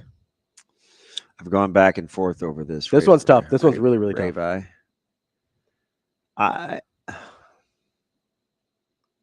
reluctantly, I will take Shane's Philadelphia Eagles. Oh, I thought it was Shane's Cowboys. NFC. Never on the Cowboys. Are you going to give a pick, or are you just going to keep moderating? I'm curious what your picks are. Oh. I can go through if you want me to. No, it's fine. No, real quick. AFC East, I'm going to go with the Jets, even though I don't like them. AFC North, How come you just don't say it like after I say mine? Well, because I was moving right through. You were rolling. AFC North, I'll do Bengals. AFC South, I got the Jags. I hate your guts. AFC West, I'm going Chargers. What? Yep. They're my worst to first. I've talked about this for weeks. When we keep talking about worst to first, Yeah, the Chargers. but most of that is the likely candidate, not that you'd actually squeeze the trigger. I think they're going. I think they're going to win the division. Wow. I think regular season. Be gutsy. I think regular season Kansas City is going to have a hard time caring about. I want you to apologize to me and Justin Herbert. For what? For saying how overrated he is. I didn't say he was overrated. I'd say he doesn't win very much. Or so you taking like the future? So that's going to happen. This dude literally took the Chargers. Josh Palmer and Ladd McConkey and Everett. Quentin Johnson.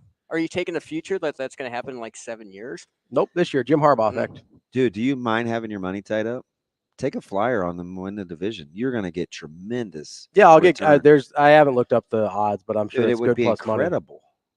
Money. I mean, you're talking about. I hope you're right, though. There's a reason people don't win 3 straight Super Bowls. Like it's really hard to be locked in. You're banking on their mental fatigue. Yeah, because it's really hard to be locked in that long. Because gosh, are they good at quarterback? But yeah, they really are. I'm not saying they won't win the Super Bowl. I think it's going to be hard for them to be locked in for 17 games before that point. It's going to go via the wild card all backwards, huh? Yeah, it wouldn't be the first time people win a wild card all the time. I don't know about that. They've won it Not before. all All the- the time's yes, aggressive. yeah. All the time's aggressive. Yeah. There's enough of a history of it. I feel comfortable with I'm it. with you. NFC East, I guess I go Cowboys. Ah, what a fast Warhorse segment. NFC North. I'll take the Lions. It's a tough division. I'm also taking the Lions. NFC South. Falcons. I don't have a better answer. I don't. NFC West. I really, really, really want to say the Rams, but I don't have the guts. Reluctantly, I'll take the Niners. I'm going to take the Rams. The 49ers are my regression candidate. You want the real Warhorse pick? What's that? The Ravens +3. Lock it up. Winner. He does love Ravens +3 tonight. That's Bet On It, brought to you by Warhorse Sportsbook. We'll be back to wrap up the show next. We will be back.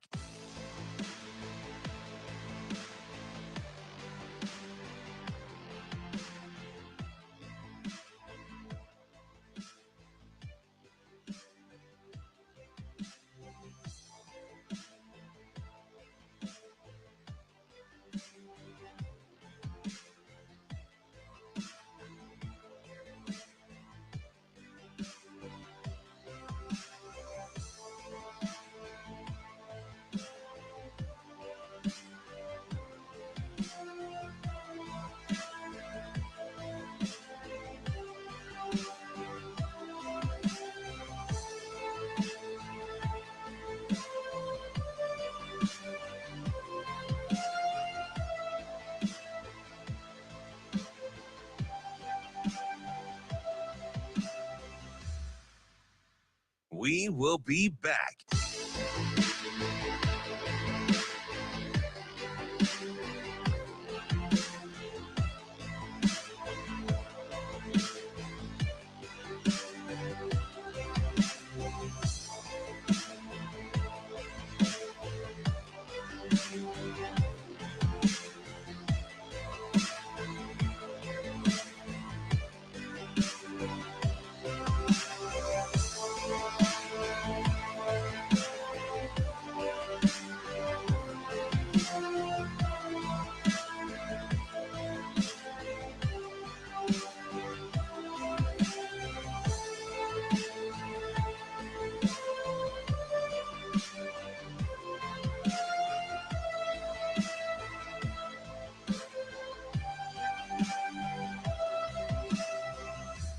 We will be back.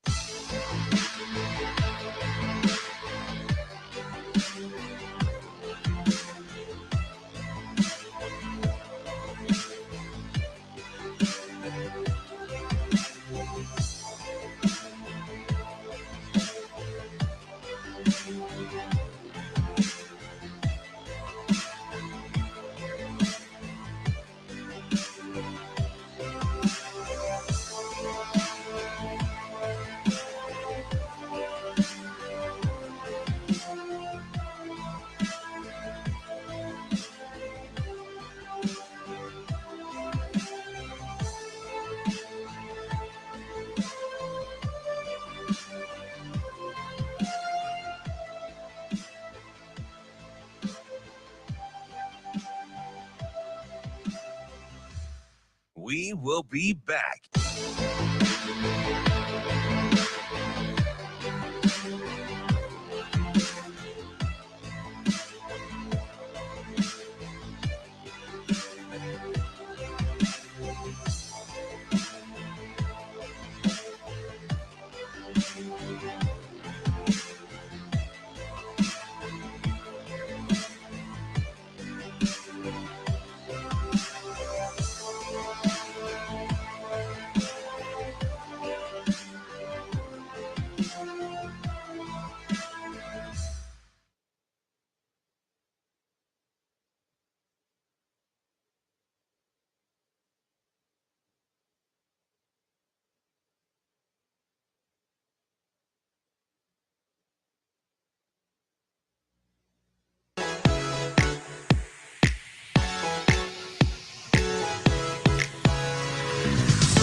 You're listening to Hurrdat Sports Radio. Got things to clean up, as we always will, and run game technique, fundamentals. It's the tale of 10 guys, and you got one guy that doesn't do the job, and then the play fails. So we got to continue to get better at that, but we will. This week, we're going to put our hard hat on, and we're going to work our tails off this week to have a great week of prep. Wrapping up the show here on Hurrdat Sports Radio, AM 590, ESPN Omaha, ESPN Tri-Cities, KFR, and Lincoln. That's DB. I'm Ravi Lulla here at Hurrdat Sports Bar and Grill. We are joined now by Sam Webb. He is part of the Michigan Insider 24/7 Sports. Sam, how are you this morning? Doing great. And yourself? My man, good to talk to you again. We're hanging in there. I've been asking this question, Sam, so you feel free to call me crazy. How is Michigan going to score this weekend, right? Like, I've looked at this thank the Lord you laughed, because I was like, I'm not talking to that damn DB anymore. But, like, how are they going to score, Sam? Like, how do you envision that going? So, I think it's a discovery process, to be honest with you. They have to figure out who they are. I think as you watch them evolve over the last couple of years, you got to remember they won the Big Ten championship in 2021 with Cade McNamara at quarterback. And Cade McNamara just threw a couple of touchdowns in the same game for the first time in a couple of seasons. So that ought to tell you something, that they were able to accomplish a Big Ten championship. This is not to disparage him, but it highlights what they were able to do in 2021 and why were they able to do it. They had an offensive line that was able to block loaded boxes, right? And do it routinely. And most teams don't do that. Most teams play the numbers game. They'll RPO it. They'll check out of it, right? They will not run in the loaded boxes the way that Michigan did. In 21 and 22, they were outstanding at it. They ran for over 3,000 yards in both of those seasons. Well, last year, they weren't as good at it. Between, the fact that teams had made adjustments and the line that they had just wasn't as adept at doing it, they had to account for how they dealt with loaded boxes in a different way. They had to use their quarterback to do it. J.J. McCarthy would read an extra defender. Now, he would make plays. Your quarterback was a part of that chess game. And so now you got to figure out what you are. Do you have an offensive line that can block loaded boxes? And if you can't, do you have a quarterback that can help you account for it in different ways? I mean, are you going to have a quarterback that, that did what Stetson Bennett did for Georgia, former walk-on quarterback who they said, I remember when Michigan played them in an Orange Bowl, it was an RPO clinic. He RPO'd the hell out of Michigan in that game. He ran like 15 RPOs in the first half of that game and executed like 13 of them. It was a clinic. It was unbelievable. Or are you going to play more Alex Orji and say, you know what? We got a quarterback that can run. He can read that extra defender. We can run the football a little bit more with our quarterback being the guy who accounts for that in the run game a little bit more. And I think it's, like I said, it's a discovery process. I don't think they've given up on having a line that can block loaded boxes. They certainly weren't able to do an effective job of it last week. We'll see if they do a better job of it this week. Sam, is Alex Orji able to throw it well enough to keep people honest enough to use those legs, or is that one of the things they're trying to discover? Yeah, so I don't know. I think it's one of the things they're trying to discover, but I think asking that question is almost putting the cart before the horse. You got to find out. For Michigan, it starts with running the football. It doesn't matter how well you throw it if you can't run it if you're Michigan. You got to be able to run the football first, and you figure out throwing the football after that. As far as I'm concerned, I mean, they can run into stack boxes with Alex Orji, and if teams can slow them down throwing the football, so be it. But if they can't run the football, they can't do anything. So that's, to me, is the long and the short of it. Whoever gives you the best chance of running the football is who has to be your quarterback, and that might be Davis Warren. If it's Davis Warren, you got to trust him a little more. Maybe it's trusting him a little bit more to take more shots. They threw like 2 shots in the game. One was a pick. He made the right read and underthrew it. And then they threw one more shot in the game, and, wide receiver gave up on the ball. And, it was a good throw, but the wide receiver gave up. You can't throw just 2 shots in a game versus Texas. So, or you say, hey, you know what? They have RPOs in the playbook.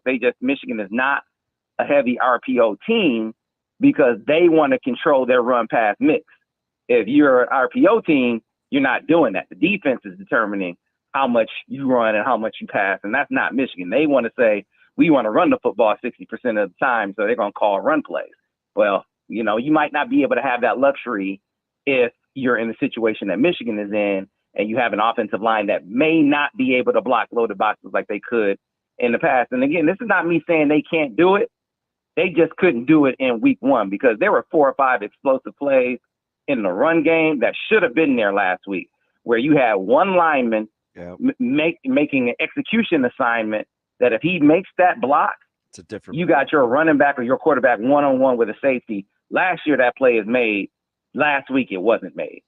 All right, so Sam, and we're talking with Sam Webb, who and I love because not only is he entertaining, I like the football acumen as well. Portion of this, Sam, I like Quinn Ewers. I don't love Quinn Ewers, but I can look and see, 3,700 yards and 22-6 or whatever, and not and give it context, right? When he's on a heater, he's really good. There sometimes he looks fairly pedestrian. Is Michigan close, or are they elite defensively? Because that, having an all-caliber player on each of the 3 levels, which you clearly do, are they elite right now where they can give Ewers enough problems where he's more bad than good? Oh, they're elite. They're absolutely elite. Are they elite to the level that they were last year? I think it remains to be seen. I think what made Michigan I think really special defensively last year was how deep they were. Yeah. I mean, they could roll, 2, sometimes 3 deep at multiple positions. And, their 11F starting group is, I would say, maybe the best in the country. I think they're so good pre-snap. Their looks based on what they play is incredible. Yeah. They can. Now, can they stay as fresh? See, that's you look at Michigan in the Rose Bowl, and most teams wear down. Michigan was in overtime against Alabama. Alabama wears teams down, but you had your defensive end bench press the number 7 pick in the draft into the backfield to blow up the play in overtime. Right, a player who has him by 50 pounds. J.C. Latham had Michigan's defensive end by 50, 60 pounds. And he got bench pressed into the backfield to blow up the play.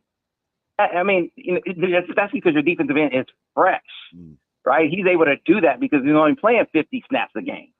Well, I mean, is he playing 50 snaps a game this year? That's the question to me for Michigan is depth. Their first 11 is really good. I think, I think maybe 4 or 5 guys after that is good enough. I don't know after that. So to answer your question, can they put enough pressure on Quinn Ewers to make him look pedestrian? I think they can to a point, but not if their offense doesn't do their part. Their offense they can't go 0 for on 3rd down conversions. They can't go 0 for in explosive plays like they did last week. They're going to have to absolutely do their part. And then Michigan, meanwhile, they're going to have to limit explosives on their side, and they're going to have an answer for RPOs. To me, it's you got to rely on your defense, on your defensive line to stop the run and say, okay, linebackers, there's no run pass conflict for you. In RPO situations, you're playing pass. The line is going to play the run, and this is how we're going to roll with it. You do those things, and the offense does its part. You can contend with Quinn Ewers, but you got to be able to withstand the haymakers in the first 20, 25 plays because they're going to try to make Michigan play from behind, make it a track meet early. Yeah. If Texas gets up two scores early in this game, Michigan's in trouble. Sam, we'll get you out of here on this. What's the number in your head that you think Michigan needs to hold Texas to have a shot in this one? Hold them under 24. Okay. Hold them under 24. Yeah, they hold them under 24, they can win this game. It seems like 20 is insurmountable. I said with a 44-point total in Vegas, that puts 24-17 in play. Yeah, you hold them under 24, which I think is and by that I mean I'm looking at how much can Michigan's offense score. This is not a world beater Texas defense. I heard Neuheisel talking about Texas being more physical. And I'm like, man, you're telling me Texas is more physical because they beat up on Colorado State? I'm sorry, that's not convincing me. I'm not saying that they're not more physical, but they're gonna have to show me against someone other than Colorado State before I go buy in it. So, for me, This is not a defense that if you're Michigan, you're going into it saying we can't get on track, because just because we struggle to get on track against Fresno State doesn't mean going against Texas we have no hope. We made a lot of us errors against Fresno State. It wasn't Fresno State just shutting us down. It was us making a lot of technical errors in that game. If we can fix those things against Texas, when we're pulling, instead of pulling wide around the edge, pull tight to the center. If you do that, you got a player one-on-one with a safety. You do things like that, you're going to make some plays against Texas that you didn't against Fresno State. It can make it a different game. That's Sam Webb, the Michigan Insider, part of 24/7 Sports. You can also catch him on WTKA. Sam, we appreciate the time. We'll talk to you again soon. Thanks, Sam. All right, thanks, guys. More Hurrdat Sports Radio tomorrow here, AM 590, ESPN Omaha, ESPN Tri-Cities, KFOR in Lincoln. See you. Have a good day. Love you.